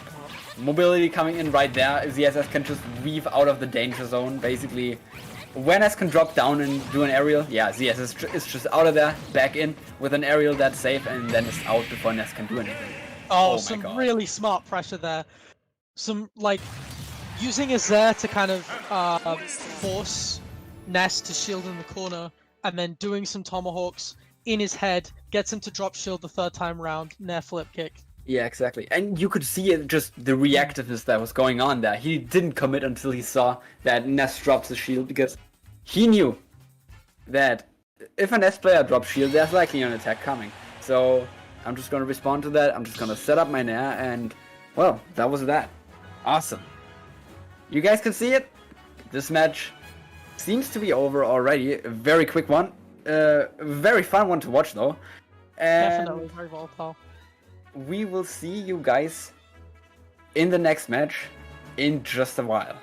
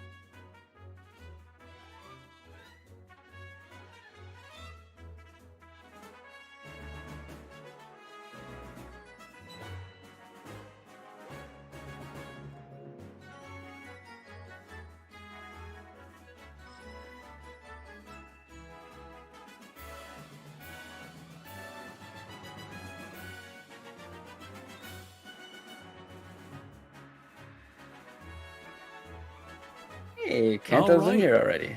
So, welcome back to German Boot Camp with special guest Europe. Yeah, we have a lot of German players in this bracket. It's insane, and a lot of them are projected pretty high as well, right? Like we've seen more German flags than you can probably count. We are guaranteed a German player in losers semis as of right now, but we've seen quite a lot of German players. We're gonna see 2 or 3 in top 8 and That's the no way rest around is it. I mean the rest is like a bit more interesting. We've got some British players in XCA. We've got Hope, who is from Switzerland. Yeah, XCur is currently sitting in losers finals. Got Yeah. a little bit of a wait Waiting. before that match. Yeah. Yeah, that's gonna take a while still. So yeah, right now we've got Gucky versus Kanto. And But- Gucky looking let's get to go for the XCA rematch. Knocked into losers by XCA, and looking to kind of make his way back, get his revenge. Yeah, but it's about keeping his composure, right? And if he can't do that, then he's likely gonna lose right here. But I hope he can. I hope he can just pull back around and basically finish off Kanto right here. But Kanto's he's gonna test him well. We've seen some awesome stuff from him. Yeah, Kanto's been a really interesting player to watch. Somebody who's definitely not afraid to be more aggressive, which, when you're playing ZSS, especially online, is like not as common. But very fun to watch. Reacting, you could see that. Like, I love it when I see players actually react during their movement, because that is something that online kind of just made people stop doing for whatever reason. It's still possible, you can still do it. Great timing mix up there by Gucky. Okay, yeah, just getting him off of that, regaining center stage. He wants to keep CSS in the corner to just stop her from, being annoying to hit, basically, but it's difficult to keep that mobility at bay. Kanto being a bit more patient with this game. Oh, yeah, Oh, damn. that's a bit of an overcommitment. Went for the up air the first time, but could have actually gotten the up B.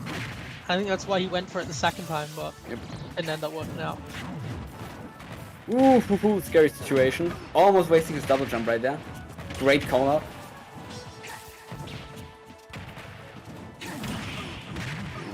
Oh, damn. Okay, so Gucky is jumping a lot right now. He might just die if Kanto starts actually calling that out. But so far he's getting away with it. Oh my god. Because Kanto just wants to make the comeback right now, right? He's really Is that far the behind. ZSS down air glitch? Oh yeah, Kanto overcommitting to an F smash and getting caught. But yeah, I thought that was the slower falling down air. Was I? Yeah, that was that. They tried to patch that out a few times and they've not managed it. Saibi just covers so many options. It's Yeah. smart choice there. It literally looked like he didn't die, and I wanted to ask how heavy is K rule. Excuse me. Okay, but yeah, this is still very difficult because you're fighting a heavy, right? So you gotta do a lot more work than them to just get them into kill percent, which is obviously easier as well, but it's still work you gotta do. And when you're behind against a heavyweight, like, this is straining, this is difficult on your mentality because Yeah. you might just lose, right? So if you can keep your composure right here, if you can keep him cornered, just take away options as much as possible, then yes, you can swing around, but if the heavy just finds a crack, then you lost. Oh, and this almost looked like that crack. Almost looked to confirm there, but not quite. Oh, just Yes, getting a smart read, some nice spacing there.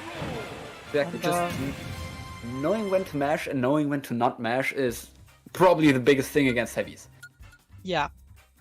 Okay, with the Fanta mascot, I have a K Rool amiibo which has a yellow K Rool, which I call Fanta Boy. Yeah, because I know a player called a Fanta Lid who might like that. okay. I mean, yeah, I guess. Can we talk about the K Rool alts? Like, what are they? I don't like them. Okay. Yeah, I got nothing on that one. Sorry, bud. Yeah, I don't know. It's just dead space. Okay, players not doing anything. Okay, players doing anything. Okay, awesome. Okay, true. Yeah, it's Can you feel interesting. the We'll see sweat? what stage pick they've gone with. Sweat running down my neck. SBF is actually Interesting. the third highest win rate I think he's got for a stage, or third or fourth. Which one? 67% win rate for Gucky on the stage. Oh, okay. Yeah, those smaller blast zones, the smaller space in general, just makes Crown, makes this neutral be a lot more scary because you just can move around it a bit less because there's less room to move, simply put, and you die earlier. Plus the smaller blast zones, like you're playing heavyweight, you don't really care about that. You're still gonna die super late. Gets the Nair extension there. I don't know what was ideal there. I don't know if that was just good DI, but it didn't seem like there was anything. God. Counting out forwards movement like a boss. Oh god. That could Getting a flip school there. Could have been a spike, maybe that would have led to more advantage, but just play it safe. Baiting with a down smash. Ooh, but he didn't quite get the timing on that, so he got back thrown. Just sweep across like Immediately coming off plat with his to just get as much control as possible.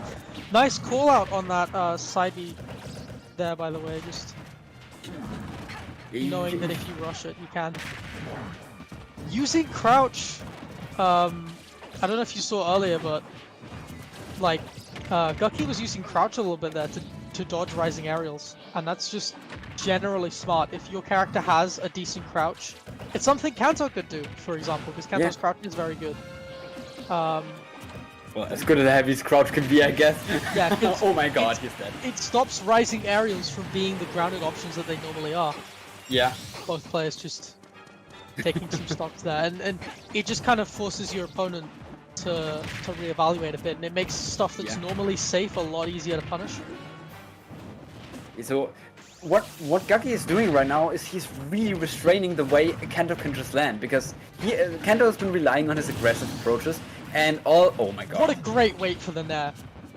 Just knew that he couldn't get any extensions off the ladder, and immediately was like, I'm gonna wait, he's gonna probably attack or air dodge, and I'm gonna Nair after. Oh, so many callouts right now. You want to react more. This is Wi-Fi, but you can still react. Oh yes. Another call out with the Nair. Back air. This is. It's just great. Great extensions. Ooh, scare. Oh my god. Yeah, that was an overcommitment. Gucky is really feeling the burn right now. Yeah, Kanto's really feeling himself right now. Yeah.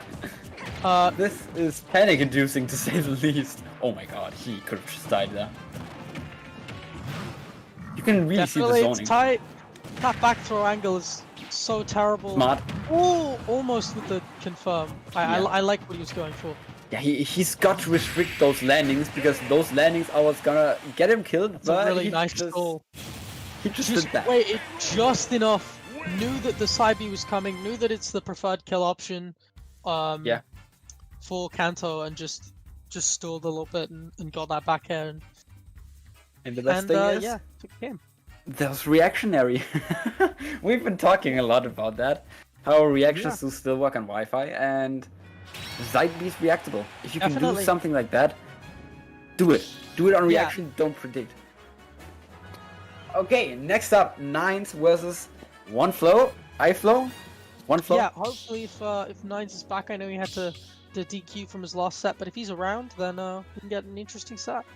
Hopefully, otherwise this bracket is gonna be a lot shorter than we actually wanted to. But an interesting set, and also, interesting fact, guess where these players are from? Germany. I don't know. Wow! You got it! We are guaranteed a German in losers finals, I believe. Yep. To sit alongside Expo, we're guaranteed a German player in top 4. So whatever happens, we're gonna have a German player, a Swiss player, and a British player in top 3. So basically German, cursed German, and not German. Cursed German? Okay. Yeah. I'm not. Well, look, there's a lot of war references and old football references I could make right now about, a British person taking on the Germans. So that's probably what I'll start doing. All right, You so never know. on that note, we'll be right back.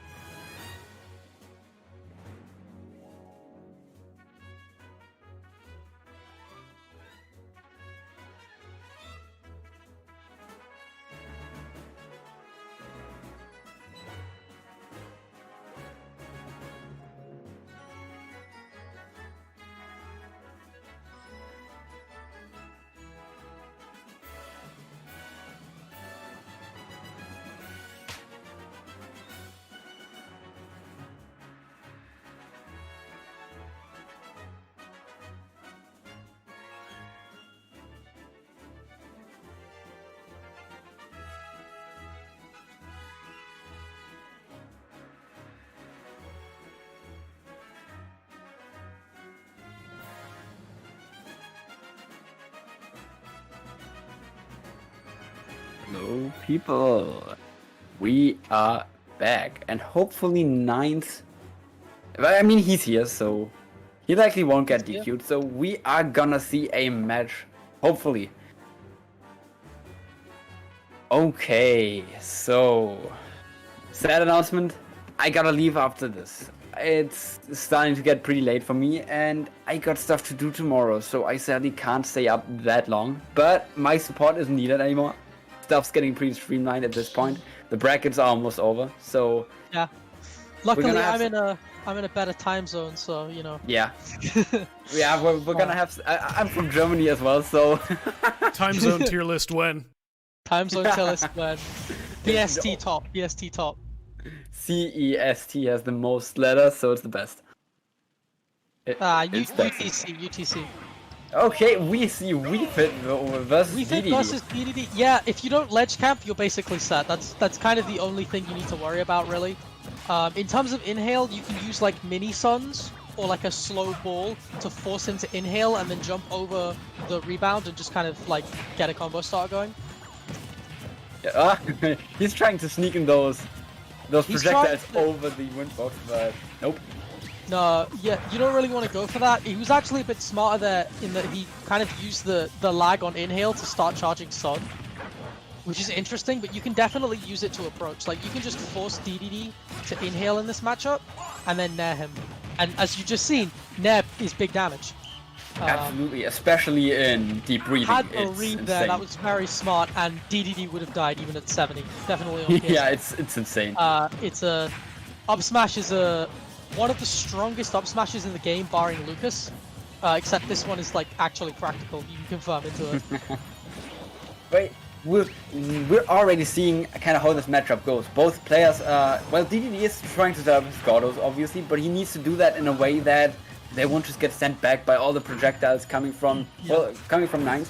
And Nines obviously just throws out stuff, Some preemptively really- in this case, to Some deny really the Gordo. great pressure there from Nines with like fair and Oh header. my god. But doesn't really amount to much, and he overcommits a bit, and now he's stuck. But back air, big deep read. It's a 1-frame sweet spot, and the sweet spot is pretty small, but it does kill mega early, especially with deep breathing. There you go. That's what I was talking about. Oh my Doing- god. That Going shield. for the nair and basically forcing DD to inhale as an approach option is like important in this matchup. Yeah, absolutely. Otherwise, DDD is just gonna camp you out, right? It's not Yeah. optimal. Obviously, camping is never optimal, but it can be an option, right? And you can see how Nines is like he struggled at the start, but he's kind of getting the flow of the matchup now. It's not something you see every day, so not gonna lie. Even I am like I gotta think a bit about what I say here because I'm not that knowledgeable about either of these characters, it's a rare matchup to be sure. A lot of DDD mains kind of think they win because they play a lot of Wii Fits who ledge camp, and that's a terrible idea in this matchup. Yeah, but it's actually probably winning for Wii Fit, if slightly. Oh my god, the Gordo. Definitely using a lot of back air, pulling them a little bit early so he's only getting the sour spot, but one thing that back air is that Wii Fit doesn't have is just a very active move. Wii Fit has... Oh my god. Wii Fit's active moves are basically just back air and up air and that's it. Yeah, it's like even full air is only active like with oh my god. And that is obviously very tricky if you... Jab is minus 30 on shield, by the way. Oh wow, okay, that's very bad. Yeah. But it's a problem if you see that DDD actually jump at you while the Gordo is out, because now you gotta deal with the Gordo and the DDD, and you don't have anything that can easily hit both, right? Your hitbox placement isn't quite optimal, and you don't really have active frames on your moves either, so you can't just link nair through all of that. Yeah. You gotta think, you gotta make a choice, and this is what makes the matchup a bit more difficult, I feel like. Definitely, yeah. Okay, Managing blind spots is very important. There's a big one sort of in front of her, or him in this case, and it sort of makes it harder for them to approach, especially because they're floaty. But one flow is starting to fish for up smashes now. Yeah. Getting a nice read there again. Just don't get too impatient, I think, in this matchup. Yeah, but both of them are really yeah, they're kind of like panicking a little bit. They ideally want to set up, right? Because if both of them set up, it's just a matter of time of who's gonna make the first, well, decision-making mistake, basically. Like, right there. Oh, the low profile with the down smash, that's smart. The low profile's around about frame 3. So, although it's probably Wii Fit's worst move because it doesn't start combos and it's, like, slower and kills later than F smash, the fact that it has a really low angle and the fact that it low profiles so quickly, meaning you can create like frame traps around it, although you can't confirm into it because you just use F smash then. Yeah, it's a high risk, high reward move, but it has utility. High reward move, but it has utility just because it low profiles as early as a spot dodge goes invincible. You know what I mean? Like you can create a lot of frame traps around down smash, and because of the angle, it's just really rewarding. Yeah, you're pulling a second on them, right? They're trying to do something and you just say, nah, I'm gonna attack and move around that all at the same time. There's a lot of stuff like this in the game, and people always complain about it, right? Say like low profiling is bad, and if it's extreme like with Pikachu and Peach, etc. It has to be kind of intentional. Pikachu back there is such a safe move anyway, and then it pancakes, and then it's like, oh, okay. But, but with Wii Fit, we're looking at a lot of moves that low profile, like down tilt and like down smash, that low profile mostly on startup. So you have to kind of do it with the intention of low profiling. Exactly, and that is what adds depth to the game. It's not a bad thing. Low profiling isn't necessarily bad. We've also seen Nines use a lot of short hop dare, which is actually like at its peak higher than Jolt Haymaker because of how much Wii Fit tucks in. So it's actually a decent approach option. Like high profile stuff. It sounds really stupid, but it works, and it does. It is a combo star at times. Trying to go for the mix-up immediately, reading the air dodge, probably based on some stuff he learned about about flow in the first game, but he just didn't air dodge. So instead, both of them went for more pressure. Falling out of nair there. Yeah. Oh, you just saw the jab back hitbox, the jivet there. The pivot jab jivet. But this is just scram situation upon scram situation. You ideally want to avoid this in most matchups because it's a guessing game at that point, and you can't really react to anything, right? Plus, you also can hardly move around hitboxes because you're just so close to each other. But now we're back in mid-range, and now, well, now Nine's neutral is just showing again. He has a very good neutral. He has great callouts, which, well, the Gordo. I mean, he's got the lead, but he's dead. Yeah, he missed the DB there. DB is decent, like, actually as a landing mix-up because of how it affects your momentum. It just stops it horizontally and it makes you fall slightly vertically. And that can help because it gives you an access to a falling air dodge basically whenever you want, and you can direct it in whatever direction you want. the crouch there. No, crouch is good. Crouch is good. You can crouch under the bounces of Bruno. It is so passive aggressive, though. It is, yeah, it definitely is. Crouch is honestly really important in a lot of matchups, especially against. I guess DD has a lot of like big hitboxes, so it's less important. But the fact that he wants to use rising aerials at all, and the fact that he wants to hang in the air, kind of makes crouch helpful. Low really holding on to center stage right here. He really doesn't want to give this up right now because he knows I'm ahead, but Weefit can just get deep breathing if he or she is off stage. So this is not a solid lead. So he just does his best basically to take the most out of the situation as possible. One flow is just looking at like Weefit off stage and being very scared, but DD has the disjoints to deal with most of Weefit's tricks. Weefit's recovery is mostly just mix-ups, and beyond that it's actually quite easy to deal with. It's mix-ups and it's got good range, but it's actually not that hard to challenge because it's not very disjointed, really at all. Exactly. There's no real protection there, or at least none without like huge commitment. So great gameplay by Flo. Seeing the deep breathing, just saying, okay, I'm gonna just try to keep you in disadvantage, but I will not overextend. So that is the big thing, right? With all comeback mechanics and stuff like frame one out of disadvantage options.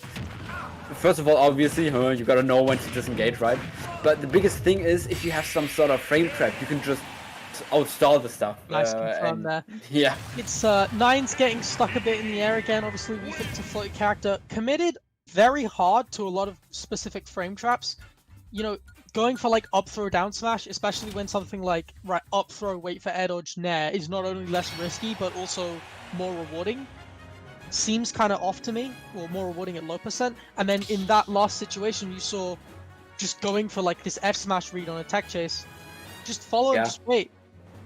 Pressure him with header, like, and you'll be fine. You can just keep him in the corner, keep doing the forward airs that you were doing, stop him from jumping. Like, you had that situation and you kind of threw it away, and that cost you. I mean, the thought process in game is obviously very different, right? Because you just see, okay, I'm behind. I really need to do something. Yeah. This guy's a kill percent.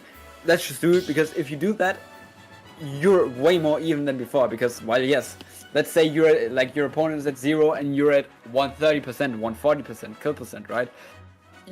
Technically, you're not that far between, right? One good hit and that's it. But the whole flow of the game just changes so much when one player looks for the kill. And especially against characters like, let's just take Wolf, Joker, etc. You need specific hits. That is very, like, it just goes very different. But we see the Snake coming up right now. Snake game 3, as per usual, that's what he's been doing pretty much all bracket. Snake obviously being Nines' main. He wants to win right now. And Snake on SV. No, again, God. This is a repeat of the last game. Yeah. I mean, Snake has a lot of good stages. I'm trying to remember. Is Lilac legal on the stage list? Question, nobody wants to play on it anyways. I don't think. Well, Snake mains want to play on it. Oh, option coverage, but that, like, Snake is good on a lot of different stages, obviously Lilac being one of them, so it can be hard to ban all of the stages that he's good at, but he's very good at SV, he can box, so the small size of the stage isn't as relevant, and obviously you have that big platform there. Yeah, exactly. And what is very scary right now is Gordos just don't do anything, right? There's always something around that just reflects the Gordos, so it's... That was smart. He saw the inhale and he was like, okay, you died. That's it. Yeah, I feel like this is one of the most difficult matchups in the game. Like, straight up, because DDD's main neutral tool, being Gordo, right? Set up stuff like that, is just completely with down. Grenades lying around, like, the whole stage is just filled with stuff that nullifies your best projectile. Well, I guess your only projectile, but one of your better options generally in terms of getting things going and setting up traps. Dear God, that rocket just went off. Oh my, what? Nice spot dodge there to catch the downer. I think he even got hit, but then just somehow up to the through the downer. That was a bit weird. I think it was a clank. Oh yeah, that was Gordo working for once actually. Nice dash attack 2 framing. Getting free. Oh, getting caught by Cypher. Going for a lot of those inhales and they're not really working out for him. Yeah, and Nines is really trying to shut those down. Just so he gets one more mix-up and dash attack, dash grab, right? Plus his nades, everything like that. So he kind of just wants to really, like, choke out Flow right now, it seems. Yeah, Nines Yeah, exactly, there is the mix-up. Bit of a grab habit. Ah, there you go. Yeah. That's it. Nines has a bit of a grab habit, especially with Wii Fit, and obviously grab is like a very risky option in this game, so you kind of want to look for confirms when you can. Great reaction. Oh, that was brilliant. Oh my god. Oh, no. To like guess those tech options, to space it all perfectly, that was really smart. And I was talking about confirms into grab, and that's what he was doing. He was getting fair one into grab so that the risk was a lot lower. Can we talk about that damage, by the way? Yeah. That was insane, right? Like, the thing about Snake is, you sometimes kill super early, and then you sometimes just don't kill until 200%. It is a very weird character in that regard, but the thing is, you also get them to 200% in the blink of an eye, so it doesn't really matter at that point. Yeah, we can... Well, oh my god. That's a very strong kill option in a matchup against a floaty character, whatever matchup it is. Yeah, like, TDD kind of just can't deal with it. Especially because up tilt is a bit active, so if you time it correctly, you can meet these stuff. So it's a 50-50 essentially. Either they attack early or late, or they choose to air dodge or not, or something like that. And basically up tilt covers half of their options. Okay, that was it from me for now. But my friend over here, Jackie, is gonna stay up and he's actually gonna fight on. Yeah, I'm gonna stay on. I'm gonna talk about Nines versus Gucky, which again, hopefully I'll see more Wii Fit. Hopefully Nines will be happy that somebody who knows how to play Wii Fit is watching his VODs, because a lot of commentators do not know how the character works. Yeah. Which makes sense. It's a very weird character. I'm not Yeah. gonna fault a commentator for like not knowing the intricacies of Wii Fit trailer, but Yeah, I appreciate so much that that I was allowed to commentate here. So I hope we can see each other again at some point. yeah, And hopefully. yeah, I wish you a lot of fun with the last few games. And yeah, you can see it. Or rather, they will be right back. Bye bye.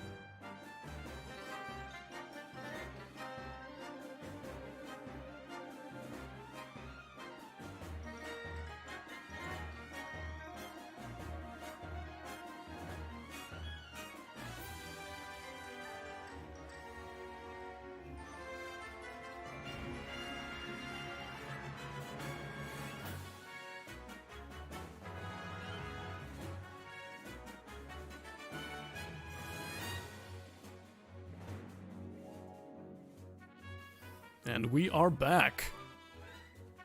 Yeah, we're back. We're in back. loser semis. Yeah. With loser semis, we're looking at Nines versus Gucky. Alright, so I'm going to need you to carry me with all this Wii Fit knowledge you've got. Yeah, hopefully I can. Nines has been using Wii Fit usually games 1 and 2, and then switching off game 3, if need be, if it goes to game 3.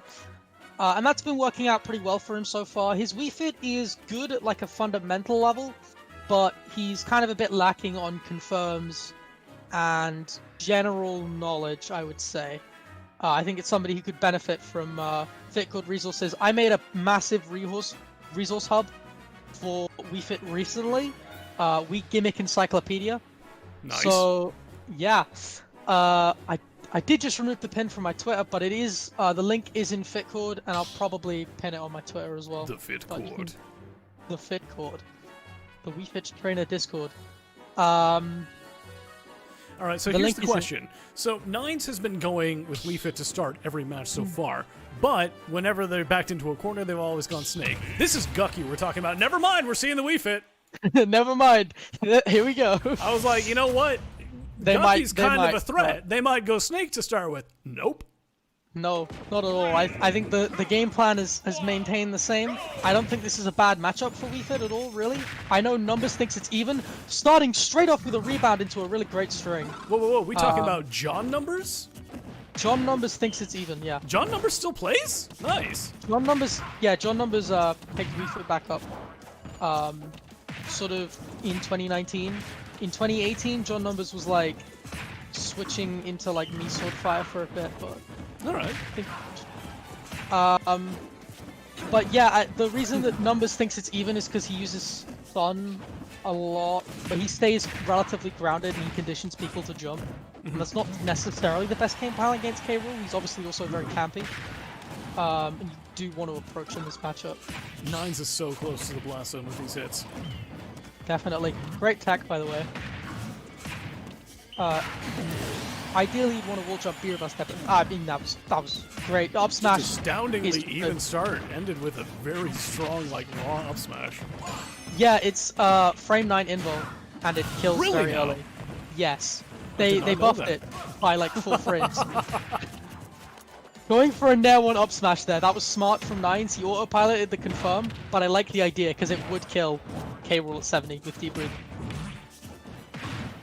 On PS2 probably.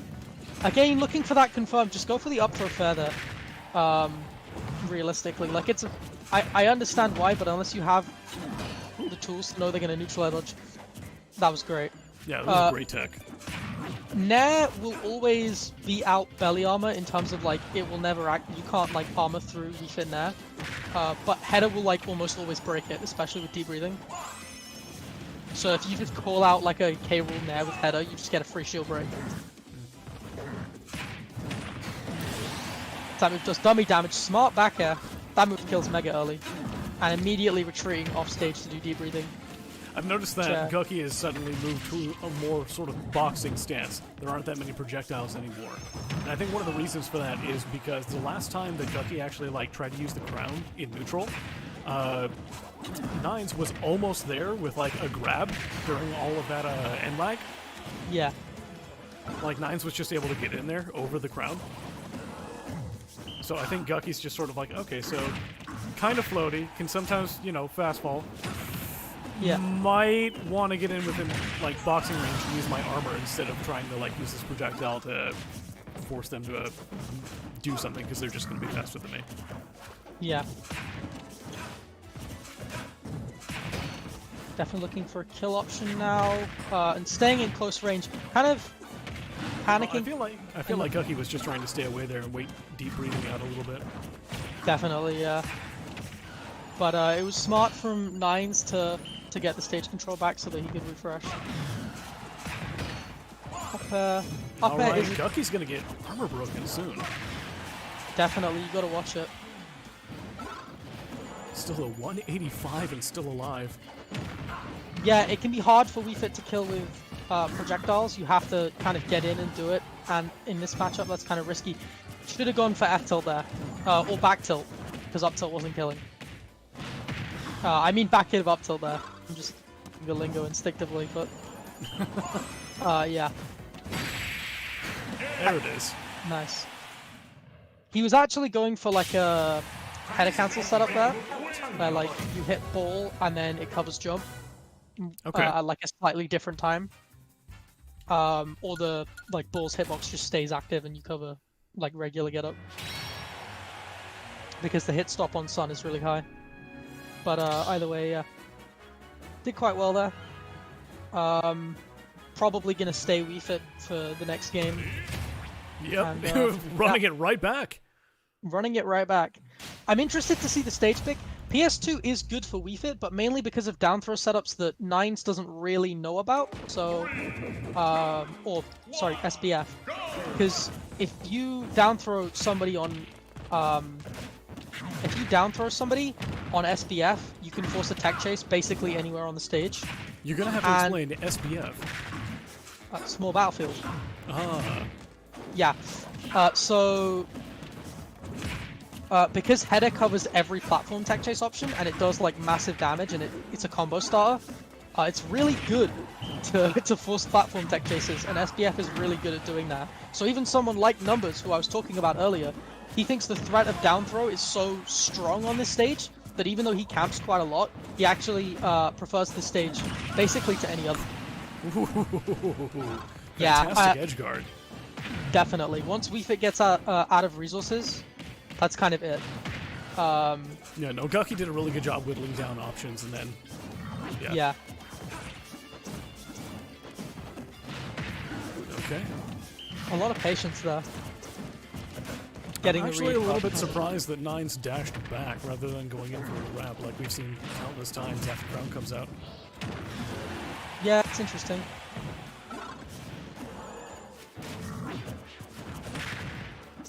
Alright. Even the air dodge. Great pickup off that Crown.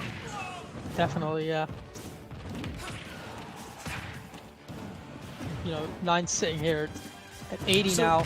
You mentioned deep breathing staling. I'm actually not quite sure how that works. Could you explain that? Oh, yeah, so see how the last time Nines did deep breathing, it took way longer? So depending on how long it's been since deep breathing has occurred, the buffs in terms of like damage and knockback will vary. Do you know the minimum and maximum? Yeah, it's like I think it's like between 1.1 and 1.2 on damage and knockback. I think there's a few other things that vary between like 1.1. Man, Gucky is making this first stock work. Definitely. And just like Nines is getting really impatient. I said before that Wii Fit struggles to kill with her projectiles, and it can lead a lot of people into thinking that she struggles to kill generally because it's hard for her to get in, or them to get in. But there you go, finally the dash attack takes it. But a lot of the close quarters moves do kill at decent percents. It's just a matter of like making sure that you can land them and making being patient enough to get in with a character that is floating most of the time. One thing. Nice pickup. Yeah, nice pickup with the back tilt there, back tilt up there. Oh, just run up and hit him. Yeah. Alright, with that, Gucky evening up the score 1-1. I was smart from Gucky to like mostly wait throughout that game, but to then go out and to get that forward air when you need it in the clutch moment on the last stop. Alright, so are we going to see the snake now? Almost definitely. I sincerely doubt that after being beat in the way that Nines just was, he's not going to switch. Well, let's find out. If he does make it, he's got XK next, and he's probably going Wii Fit for that, because I don't think that matchup is good for Snake. And it's actually, I'm not sure. I feel like Witch Time can kind of do work there. Witch Time can definitely do work on the projectiles for sure. Yeah, I mean, Wii Fit Bayo is like probably even, so maybe. But yeah, we have the Snake coming in now. Definitely a lot more like experience with Snake. I think the Wii Fit secondary is still relatively new. But Nines has like a lot of general fundies, and since Wii Fit hits so hard, because Wii Fit's kind of like a heavy in a floaty's body. Does that make sense? I can understand that with deep breathing for sure. Deep breathing is absolutely terrifying. Well, here's the thing: is that I said this before, but the damage output from deep breathing and the knockback increase isn't really the biggest buff. The biggest buff is mobility, because it allows us to play neutral way better. I gotta say, Nines is getting some really good callouts, especially with those regrabs. Yeah. They were a little bit off on one of those like resets, but they absolutely knew what was coming. Definitely, they definitely knew what was coming. Trying to crouch crown there, but smart from Gucky to angle it down, and the C4 ledge just catching it. Yep. Definitely a lot more setups. It's Nines with a Snake small has lead, but it's pretty tenuous against K. Rool. Yeah. It's interesting because Snake normally goes for trades quite a lot, but versus heavies, he obviously can't do that. So I Right, wonder they're what just not- Nines is going to do and how they really going to approach it. Yeah, trades just aren't as worth. Just aren't worth as much. Aren't worth as much, but obviously you have more combo routes, so I'm assuming it balances out. And you have more mobility to kind of keep away. Nice reset, but nothing out of Ooh, it. footstool. Stool. Okay. Beautiful. Oh, fantastic stage spike! That was brilliant to bait with the jab 1-2 Absolutely. and then hit with the back air. That was very smart. And now Nines is back in it. I mean, they've kind of popped off second stock. Yeah, last stock for Gucky. About to be knocked out of the tournament if they lose it. Potentially. Tried to go for a spike to get back in it, but overcommitted a little bit. Now being ledge trapped by Snake, which is never a good place to be, but made the way out. I like the decision to just sort of like How use the smart. aerial drone and drop more grenades. Yeah. I don't have to fight you, just explosions. Again with those down air resets. Very smart. Very close to working again. And Gucky is going to be kicking themselves for not getting that sweet spot up air earlier. Because they might not close out this stock. Or maybe... I don't know if going so low for that C4 recovery was a smart choice, but he got away with it. I'm honestly kind of impressed by the stall. There we go. Yeah, there you go. Intercepted midair on the way back to the stage, and the C4 closes it out immediately. C4 immediately, yeah. Okay. Nines taking loser semis. That means they're taking the fight to Extra in losers finals. Definitely, and he's ready, Xka. He's played a lot of Wii Fit in his time. He's Fanta is a player who's one of the better Wii Fits in Europe right now on Wi-Fi. Who's Irish, and he's been playing him a lot. Alright. So that'll be interesting. He's also been playing, I think, Babel once or twice as well. Me a couple times. So yeah, he knows the matchup. It's just kind of a question of like, will he survive the snake? Does Nines have good enough fundamentals? And Nines' Wii Fit isn't like really anything like any other Wii Fit he's played, because it's just not a linear character. So there'll be a lot to adapt to, and it'll be a very interesting set. Alright, well the Lami code has been shared with Xcur, and we're just waiting on them to join. Yeah, we'll be right back, I guess. Yeah.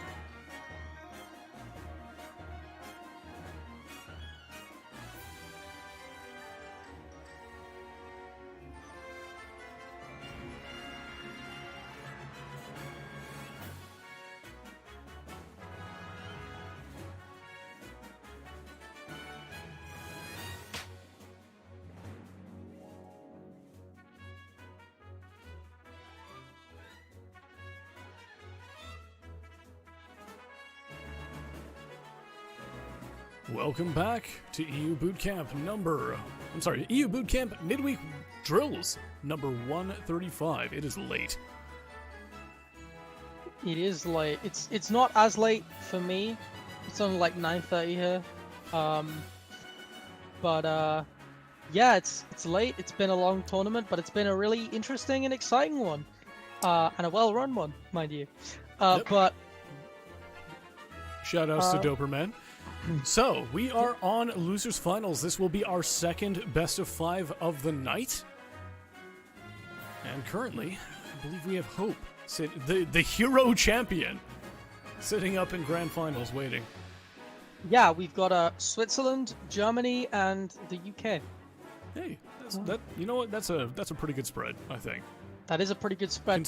It's always so in the most recent sort of EU boot camps. It's been, we made this joke earlier. It's Germany boot camp featuring special guest Europe. I mean, if you look at the top 8 overall, that might still come out the same way. We've got Gucky, Nines, One Flow, Kanto, but at least the top 3 is more interesting. All right, so the Wii Fit / Snake versus Bayonetta. Who's your pick? I think Wii Fit. I don't think Snake is really that great versus Bayo, or I don't know. I don't think Nines knows that Xka knows the Wii Fit matchup though. Because I don't think Nines knows the Bayo matchup at all. To be honest, I don't know the Bayo matchup. Bayo has not been particularly relevant in the meta for quite some time, but some players are making her work. Yeah, especially in the UK, we have like 3 or 4 very good Wi-Fi. Yeah, dead. We have 3 or 4 very good Wi-Fi Bayos in the UK. So the meta there has definitely shifted, and a lot more people know the Bayo matchup. Because we have like Logue and Xka and Blue and AlBBs, who are all like great. So it's definitely becoming more relevant, but I don't think Nines knows this matchup that well, and definitely getting Nines could have made that back. That's just okay. Nines is going Snake. So Xka pulling one out for England Germany. Normally it's England being the underdogs, but not today. I guess we're gonna see the Nines Snake. I really don't understand what else you could pick. There could be a claim on delay. I know Xka is monster in delay, but I don't think there is. I'm looking at the chat right now. Nines is saying, okay, Wii Fit Trainer versus Bayo is hell. He's wrong. He's actually just wrong. But I'll be honest, he doesn't know it, and Xka knows it a ton. It's even. Like, I've played Bloom once or twice, not too much to be fair. And like Bloom has played a lot of good Wii Fits, because we have some decent Wii Fits in the UK, and his most recent matchup chart said Wii Fit was even, and to be honest, he's right. Yeah, it is an even matchup, but it's a very unique matchup. And I think you need matchup experience to really tackle it. I think matchup experience is very important, and for Xka to be playing Fanta every week, and for Nines to just not have any real Bayo EXP, means that Xka's always going to come out on top. Shoutouts to the Banjo-Kazooie menu music. Yeah, definitely. I do like that about these stages. That's why I think we should play. That's why I think we should play Omega Battlefield more. To be honest, take whatever. Oh my goodness. Yeah, but we were talking about this earlier. I don't recall if we were actually saying it on stream though if we were muted, but we were talking about how Bayonetta could probably do some pretty funny stuff with witch time on all of these grenades. Yeah. Because there's basically no shortage of hitboxes that Snake is throwing out at a huge distance where Bayonetta could theoretically just witch time safely and then pick something up off of that. Down smash to up tilt there. But if it works. I mean, smart enough to notice that Bayo's going to go for anti-airs, that Xka's going to go for anti-airs. Xka's extensions have been really good. He's just outclassed Nines so far. generally. Yeah, just caught an air dodge, and this is part of what we were talking about. Like, oh, you're putting out multiple projectiles at once, or you're putting out a projectile and a smash attack at once. I'll witch time. I'll hit one of them. Yeah.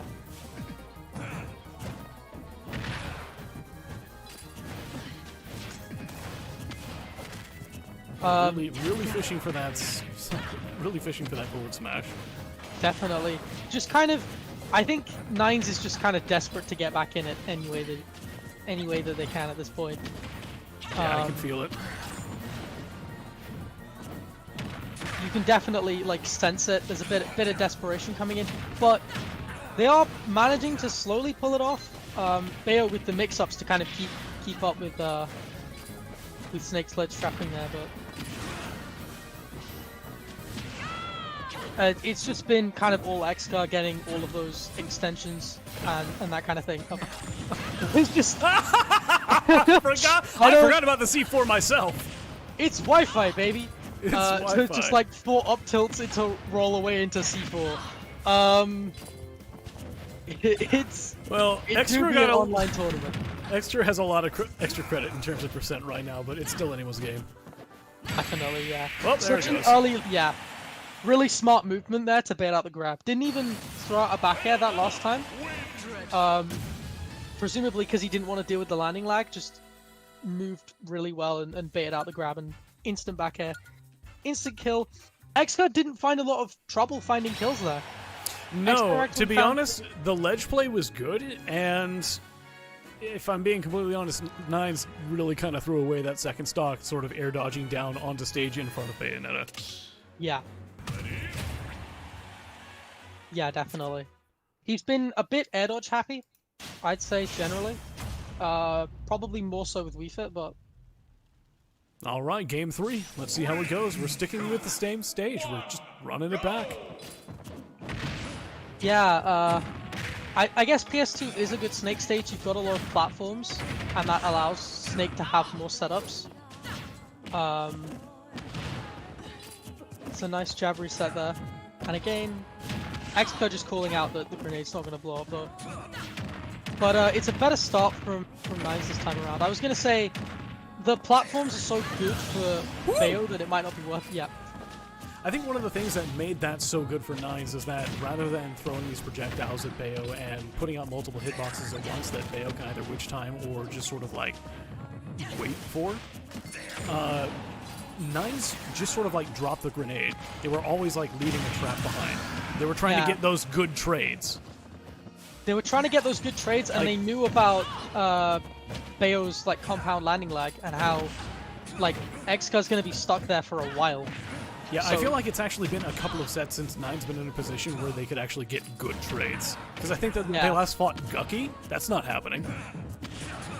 Yeah, that's definitely not happening against Gucky, and you can get a lot of great trades against Bayo, but Xca's doing a really good job of just throwing during grenades, and is he dead? He's dead.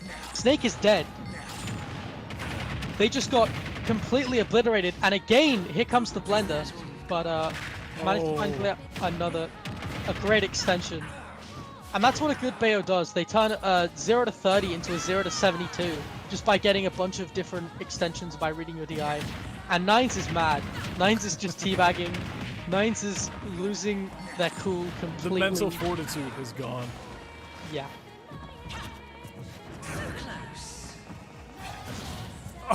Oh!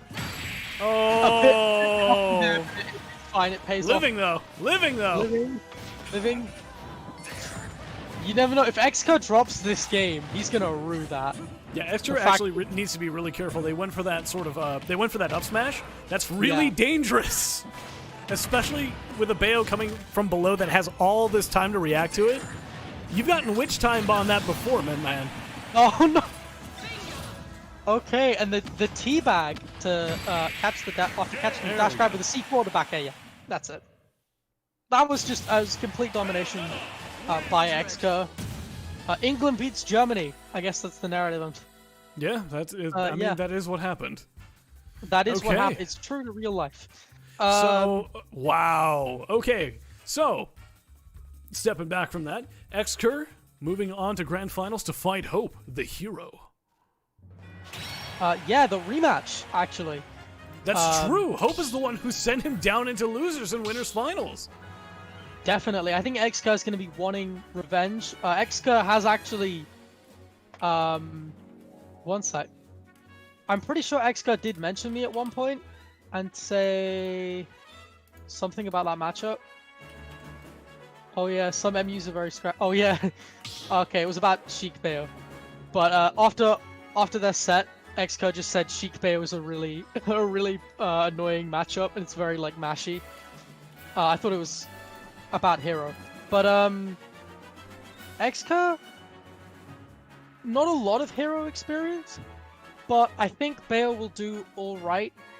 I think it's just a matter of managing to approach whether or not Hero can use side B to control like the ground space and stop heel slides, and like, you know, big forward air to kind of swat Bayo out of the air, and buy time to get menu. It's just a matter of like, what we saw was that Hope had really good menu management and knew when to go for it. And it's a matter of whether or not Xka can kind of figure out when Hope's going to go for it. Well, there's also some very... There was some interesting interactions. It's a Hero There were some set. interesting interactions, then there was a little bit of top decking, and... Yes. Yeah. Even it's a still, Hero though... set, so it's going to be funny. That's the thing about Hero, it's just like, you gotta be really good to play Hero well. Yeah. But also, there's these moments where it's just like, you can't quite tell what the plan was and whether it worked or not. Yeah, you've got to be good to kind of manage to, like, improvise everything. That's effectively, like, what you have to do. You don't really get an option that you're, like, or your best options are ones that you're not reliable on. You can't rely on. So you have to kind of learn to improvise with everything, to manipulate the RNG so that it kind of goes in your favor. And to, like, to just kind of keep working with tools that you don't really know, like, you don't really know how good those tools are going to be. He went for Hocus Pocus at one point, Hope. Got shrunk. And got Mini. But also just general smart stuff like knowing that on Yoshi's, Hero can get menu at the other side of the stage because of a slant next to, like, Bayo. Odd stuff like Bayo that. was trying to use bullet arts and just firing directly over him. Yeah. That's just Also, good some matchup. pretty sneaky stuff off stage with the side B. Oh yeah, definitely. Hope is, like, known for that. Did that against Bayo. Did that against ZSS as well. Kanto. Okay. But yeah. Xka just waiting. Xka calling himself Logue's dad. So who is Logue?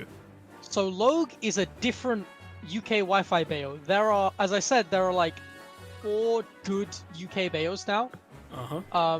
I think Xka like came up through Wi-Fi, but the other 3 have been around a bit. Is Xker actually Logue's dad?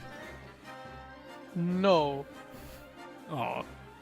I'm pretty sure Logue is older than Xka. Okay.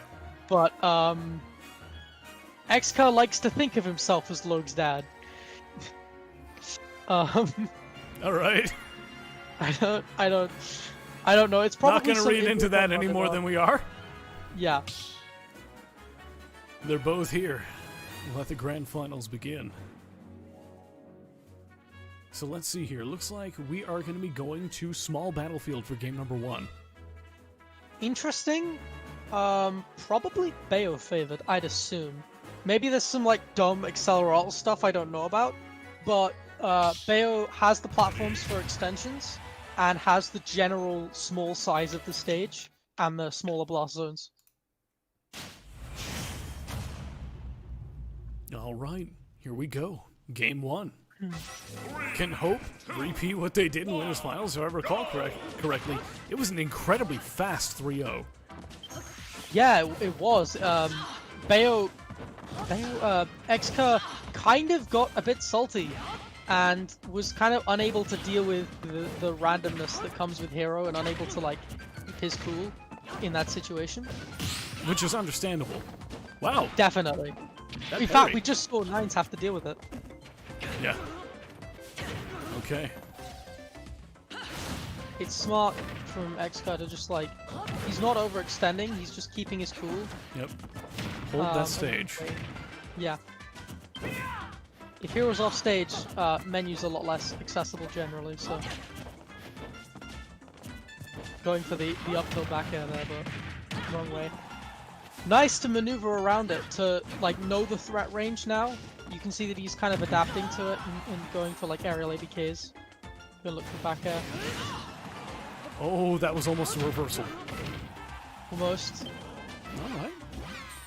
Great to keep it the same way. That was a smart idea with the bullet arts, yeah. the bullet arts. Yeah, if Hope had actually gone to the right side of the stage, that actually might have been pretty decent as a... I don't know if it would have killed, yeah. but it would have hurt. But It would have hurt, and it would have... It would have hurt, and it just... Oh, no! No, oh, I was gonna say, Bayo could maybe stall out Magic Burst, but Xka just misjudged the spacing slightly. Oh, and speaking of misjudged spacing, that up smash. Almost. And we were talking about the platforms earlier, and you see that coming into fruition, but... To be honest, Xka with Magic Burst, I don't think it really matters, because had they held it and just waited for Bayo to use more of their options, still would have got him. Maybe, yeah, maybe run off stage and do an aerial. Was that a teabag from Hope? No idea. Yeah, but... Yeah, Xka's doing quite well so far, though. Just generally holding center stage, but has got to be careful. Oh, I was going to talk about the misjudged spacing because Hope almost got a sort of down throw up smash setup in platforms, and maybe that's why Hope is comfortable with SBF to do like down throw up smash read on tech chase, and if it crits, they just die. Because that sounds like an interesting gimmick. And we got that because Xka couldn't get that big hit after the extended advantage state, which is one of Bayo's biggest problems. Oh, no! Oh, the jab! Why? No! The missed input! Okay. This second stock is going so long for both players. Definitely. I think Xka kind of made a mistake there in that he sort of gave up as soon as he did that, but Hero still has no mana. And we just saw there, like, that's still really strong to like push your advantage, so don't give up, even if you miss a punish off Magic Burst. The fact they've got no mana means if they go off stage, they have like one option at best if they regenerate in time. Yeah. Oh. Smart. Patient again to cover the side move. Xka's just like getting a lot more familiar with the threat ranges and generally being a lot better at dealing with Hero's kit. I think it also helps that because Hope hasn't been able to use menu as much, there's been a lot less like annoying stuff. I'm not going to get any vulnerability on the... Okay, never mind. I was about to say, with the regrab, no invulnerability on ledge against, you know, Oomph Hero. Yeah. But no, they managed to land a hit on Hope and push them back to center stage, and they were able to get back. And Hope with the parry up tilt. That's nice, but still a long way to go. Xka is getting ready with running out of mana. Ooh! Yeah. Very nice. Smart. Just, yeah, no jump. Has only enough mana to recover with this timing. So with that, Hope has just lost their first game of the tournament. Interesting. Okay. Hope has been basically Hope has undefeated been dominating this entire time. I think I mean you never know, the Xka reset and comeback, the Xka revenge story is kind of on. I think you are right. They're getting much more familiar with Hero's sort of threat range. Yeah. He seems like he's kind of taken a minute and kind of adapted to the matchup and generally become a lot more patient. There's been a lot less Hero shenanigans as well. I have a feeling if Hope got that like down throw up smash setup, maybe Xka would have gotten a bit mad if it critted or whatever, and the whole set would be completely different. There'll be a very different tone to it. But I think the fact that Xka has managed to keep his cool and hasn't had to deal with any of Hero's like RNG has helped him quite a lot. Okay. I don't know if more janky interactions happen, will Xka be able to keep his cool? Is kind of the main. Here comes an interesting stage based on what you were saying earlier on in the tournament. We're going to Town and City. Yeah. So, if you don't know what I was saying, a lot of people pick Town and City because it's a very big stage and they want to camp out Bayo because they don't really want to approach Bayo. But because of the close ledge blast zones and because of the platforms giving Bayo a lot of extensions, it's actually a very good Bayo stage. So it's really not a great idea to take Bayo to this stage. Again, Xka missing out on that big hit and getting punished, basically on hit for his combo, which is kind of the frustrating thing about Bayo combos generally, because the landing lights can count. Yeah, see it again. You need to know when you need to back off, I guess. It's more so that you need to read your opponent's defensive option and get like a quick extension that hits them far enough away. The difference between like a good Bayo string and a bad one is basically, can you get a big hit at the end that pushes your opponent off stage at the end of all your damage, so that you don't have to deal with being punished on hit, but also so that you can move into Bayo ledge trapping, which is pretty strong.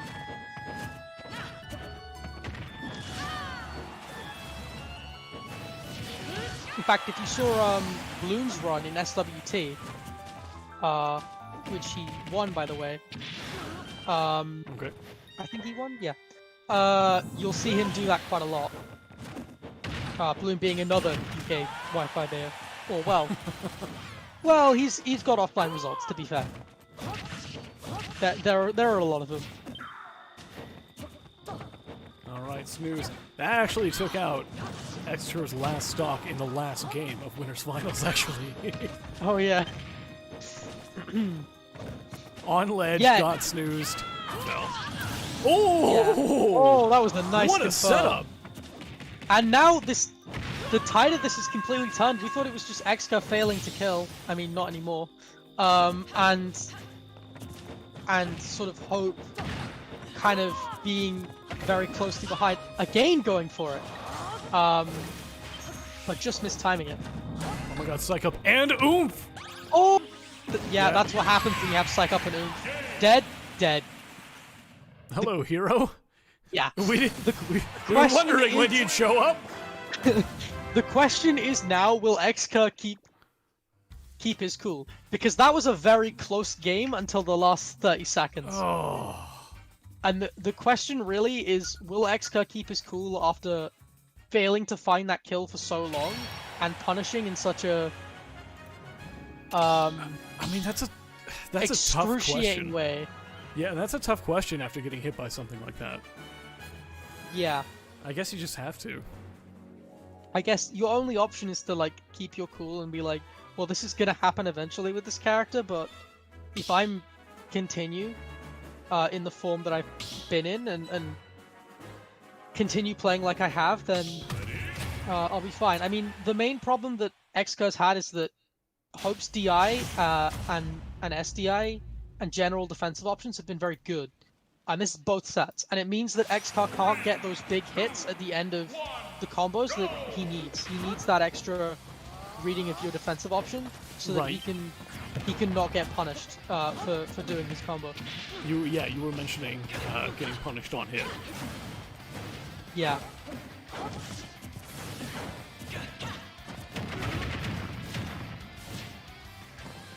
Almost. Again, good DI, a bit of misspacing. Yeah, see, I feel like Xka is actually like, they learned from round one, that sometimes it might be best just to get the damage that they can get and not get any sort of not allow Hope to get any kind of reciprocation. Yeah. I think they've kind of learned that Hope is just going to wait and has a lot of good DI options, and if they keep their options, or if they don't keep their combos as long, if Xka doesn't keep his combos as long, he can kind of wait, and then extend, and then wait, and then extend. Or like smaller combos rather than going for something big. Alright, so with that, Hope is almost out of mana. Yeah, a bit worrying for Hope right now, especially when you're being off stage and you're out of mana. That's smart from Xka, by the way. He's done that a few times, but he's basically landing with bullet arts because it means that he doesn't have to deal with Bayo's compound landing lag. Because obviously bullet arts transitions onto the ground. Speaking of compound landing lag, eat an F smash for it. Just yeah, big call out. Yeah. The big Xka call outs is that, I mean, that's a staple of kind of how he plays. If you watch a lot of UK. I mean, we saw it a lot, especially against who was it? Was it Gucky? Yeah. I think it was against Gucky. There were a few really just really insane nice call-outs. The problem is when it doesn't work, sometimes, I think it was against Hope last time, just going for a lot of stuff that didn't end up working, getting punished for it. Psych up and oomph again. They're stacked on top of each other, and get the parry! Oh, the Thank parry. goodness, because that would have been a shield break. Yeah, needed to parry it. Learned from the last game and managed to parry it. No kill. Game being put into disadvantage on hit because couldn't get the big hit they needed. A good DI, by the way, to avoid the up tilt back air there. Hashtag not yet. Bullet arts not yet. Oh, missed the tech, and that's gonna be it.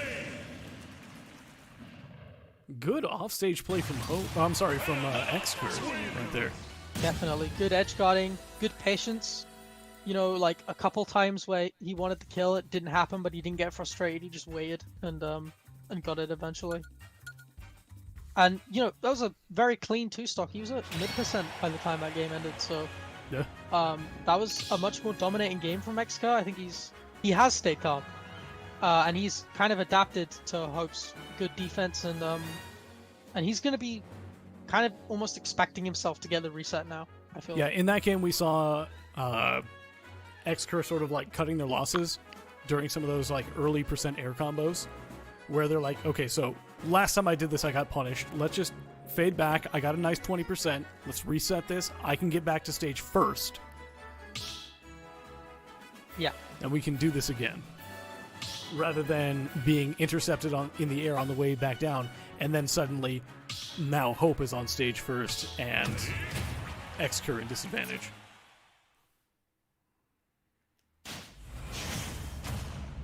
All right, here we go. Game number 4. 3, 2, 1. Okay, Yoshi's story. I'm assuming this is Hope's pick. And yeah, again, we saw earlier that there are certain things that allow Hope to get menu a little bit better for that. And that might make the stage a little bit better for them. Yeah, no, you were mentioning earlier how this stage is actually pretty good for Hope, just with that tiny little bit of a slant. If they can get to the other side of the stage, they can open menu with almost complete safety. Yeah, and we almost saw why it's good for Bayo, because it's a very low ceiling and it's a tri-flat. Ooh, which is nice great. bear! Nice back air. And great, great side beat to stage to sort of make sure that you're facing the right way going into it.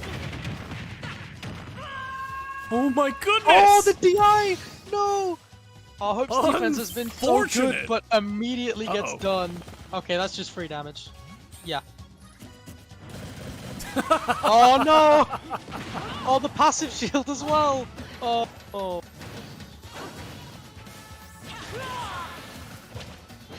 Okay. Oh, assume? Okay. Kaboom? The top, like, borderline top decking now. Just kind of picking what's happening. This is... Oh! The hurtbox shift on the F smash! Yep. Can Take Xka one remain step calm back. after dealing with that? Again, that's the question, but I mean, Xka has a massive lead now. So it's just a matter of can he close it out. Okay, that's an F smash. No! Oh no! I'm gonna chalk that one up to Wi-Fi. Yeah, alright. Oh, if this is a crit. Oh, Okay, he's I not was dead. about to He's say. not dead. He's not dead. I would definitely get mad after that. yeah. But still with a confident lead. God, what a yeah. wild set! Here comes the reset. Here comes the reset. That was smart from Xka to know that Hero has no real out of shield options behind him. Like back air is bad, so even though he get up attacked Hero's shield, he still like mashed up tilt immediately because he was like, okay, my like Hope is gonna just jump away safely and try and maintain stage control, and that's just a free back air confirm. Yeah, so reset has been gotten. It's Hope versus Xka in grand finals, and Yeah. the question is, will Xka get his revenge? If Xker keeps this up, like you've said before, they've adapted to Hero's threat range. And I feel like they've adapted to the fact that every time that they go for like a combo finisher mid-air, especially low percent, it doesn't work out. And so I think we can all agree that Xker is sort of like cutting their losses and getting safe damage in and just Yeah. maintaining control of neutral. Definitely, like being cutting their loss. Yeah, being able to sort of like force Hope to take an action doesn't give them the time to set up, Hero's menu or really anything. yeah, Like we saw a lot of times, just bullet arts out of nowhere just to like be a threat. Hey, don't you dare pull out that menu because here comes some free damage for me if you do.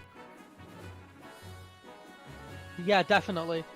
Just kind of like instead of going for those big 40% strings, because Xka's not isn't really able to read the DI, going for like 20% ones and then another 20% one and another 20% one, and just keeping the pressure up constantly, means that the risk is a lot lower.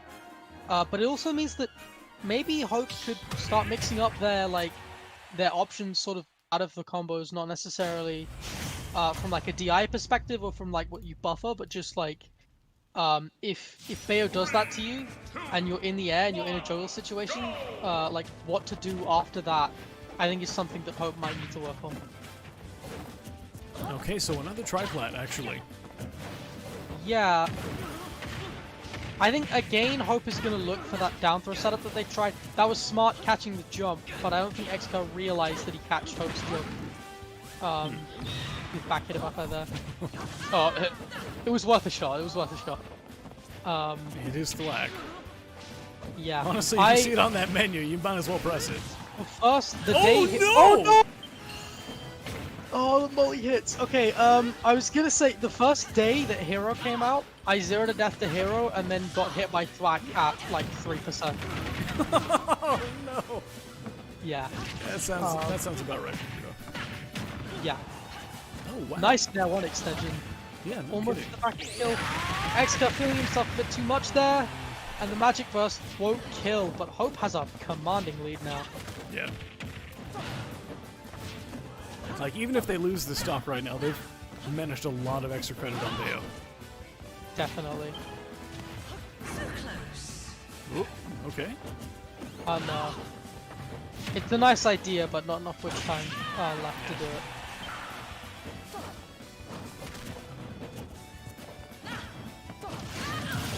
Oh, they're both just boxing now. Yeah. But Hope's got like a commanding lead, and that means that Hope doesn't really have to approach at all, and that's generally quite good. I mean, even after the stock's gone, like Hope can just wait and get buffs. Okay, see now. Oh, Xka's holding in a bit more than they were before. And like before, he was kind of like crouching and shielding and being more patient around those projectiles, but now he's just kind of running into them face first. On accident. Before he would like stall and maybe go for like a down air to stall or an aerial side B, but good confirms. Oh, good damage. Catching the jump. There Not we dead. go. But that was great SDI, by the way, to avoid the net and Oh, living. and there hits. I mean, that could have also just been there not working, to be fair. Got the read, but just missed up the timing. Oh god, they're all mashing! I can't describe this. Okay, you don't know what's happening. This is crazy, but that's a smart reaction from Xka to catch the zoom. And needs to close out the stock quick. There we go. Parry up tilt. Very good from Hope. That. Oh, No there was some There was some choice interactions there. that was an entire Italian restaurant worth of spaghetti at the end. That was. They both panicked really hard. Sort of towards the end there.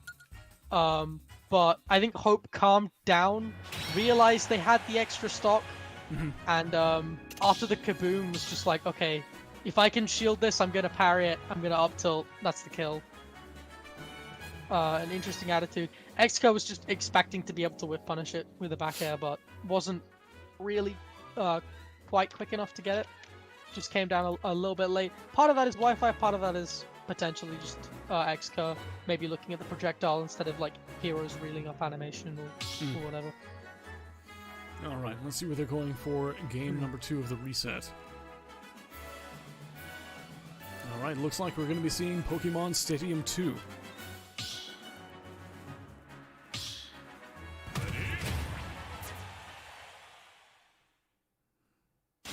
Okay, PS2 to finish it off. Well, actually, maybe not to finish it off. Do you not know? I mean, no, this won't finish it off. Oh no, it won't because it's 1-0. no. Alright, okay, yeah. Alright, my bad. all good. PS2 is a stage they've gone to before. It's a very neutral stage in the game generally. It's wide enough for Hero to do his stuff, but it has small blast zones, it has platforms for extensions for Bayo, so you can get away with her stuff. Xka is just running. I said before, Xka was getting impatient and running face first into projectiles, and we just saw that definitely. Jump forward! Ooh, fantastic well played. stage spike! Definitely. Immediate top deck the- magic burst! To look at that stage spike again, it was really smart from Xka to know the jump was caught and immediately know that Hope had to up B because they were low on mana, knowing that they had to pick a specific timing. And then, what a great tech chase there. That was such an incredible play to gain the lead, completely undone by Magic Burst. Completely undone, yeah. But the game is still even. No! Pineappled! Yes, the PS2 pineapple.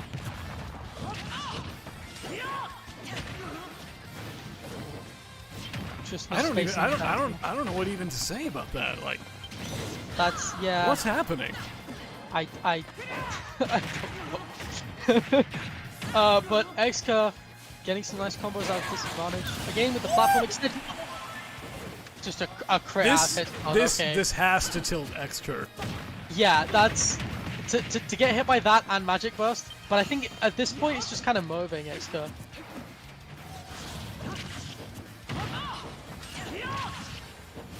Oh, I mean that's a nice frame trap there. To be fair, from Hope, and they've started to get stuff going for a ledge trap maybe. All right, starting to run low on mana.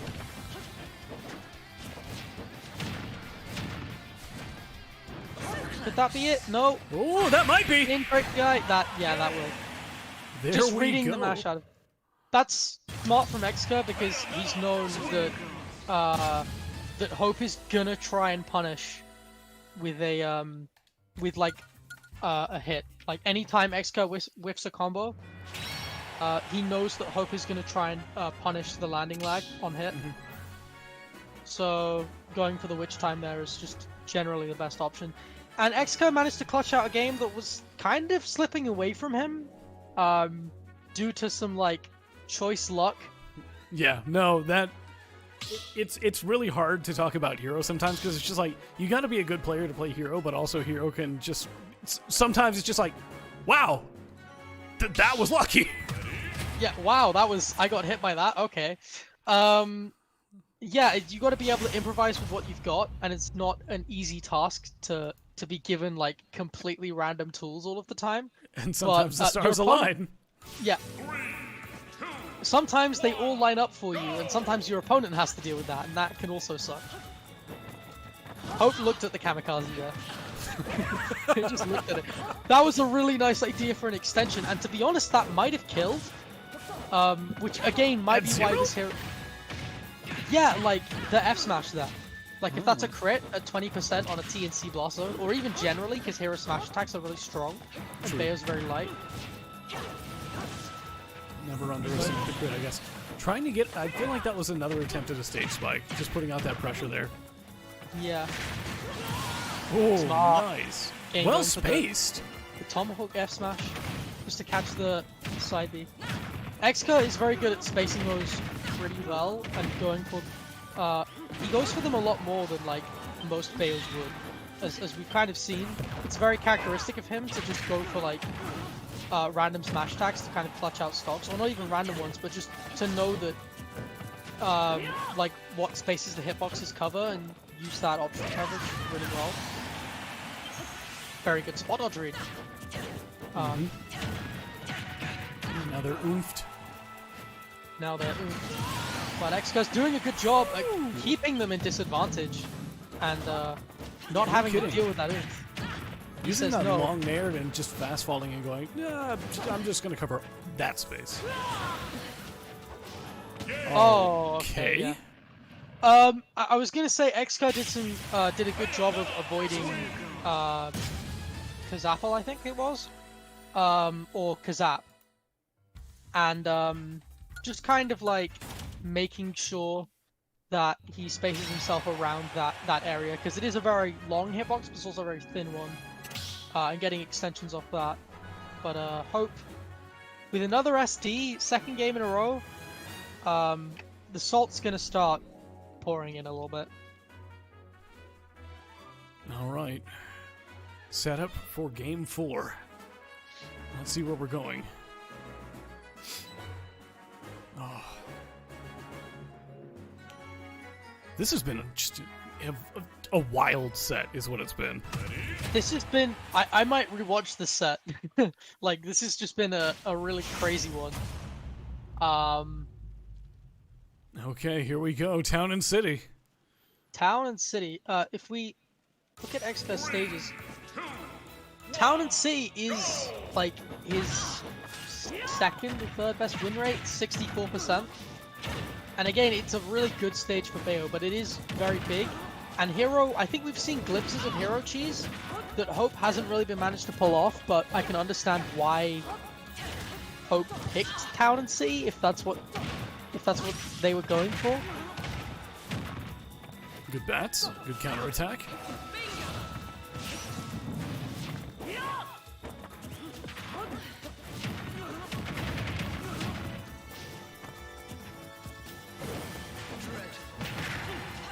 Yeah, you see, backing off, not going for like too much damage.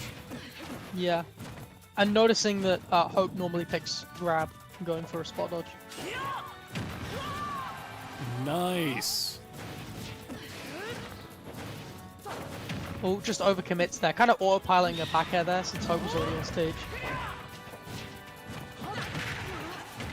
Some really nice movement from Xka there, and gaining stage control as a result. Xka's been doing pretty fantastic so far this stock. Definitely.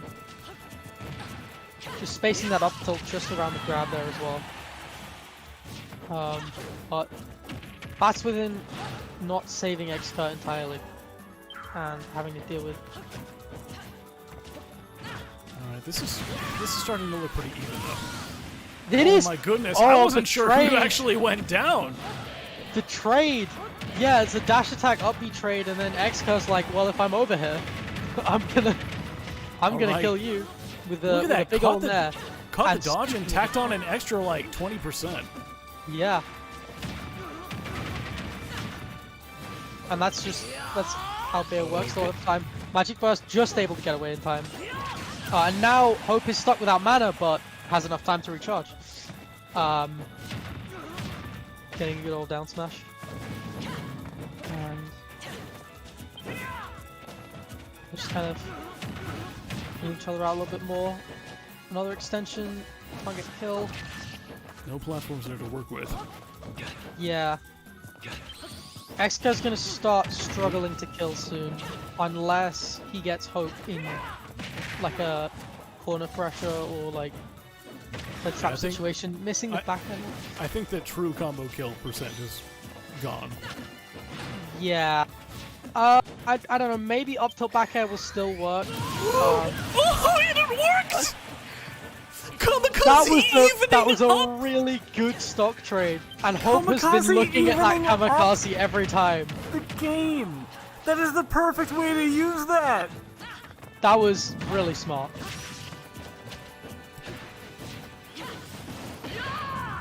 Somebody with a math degree. What were the chances?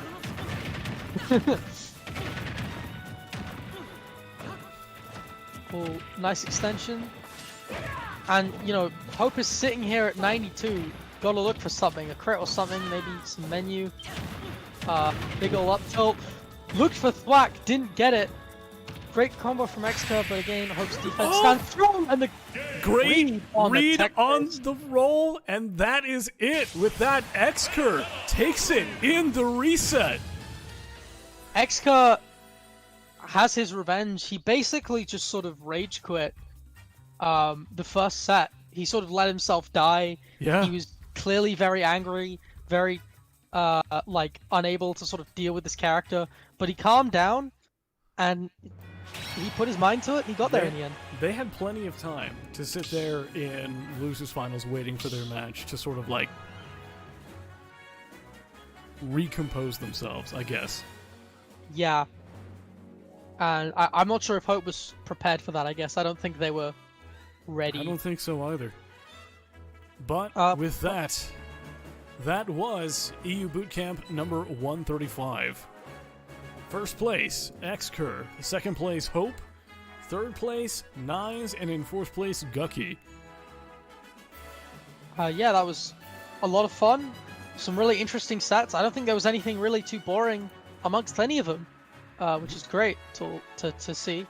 And I had a lot of fun commentating with everyone. So yeah, it was fun to have commentary for once. Shout outs to Doperman for running it. And we will see you all next week. see ya.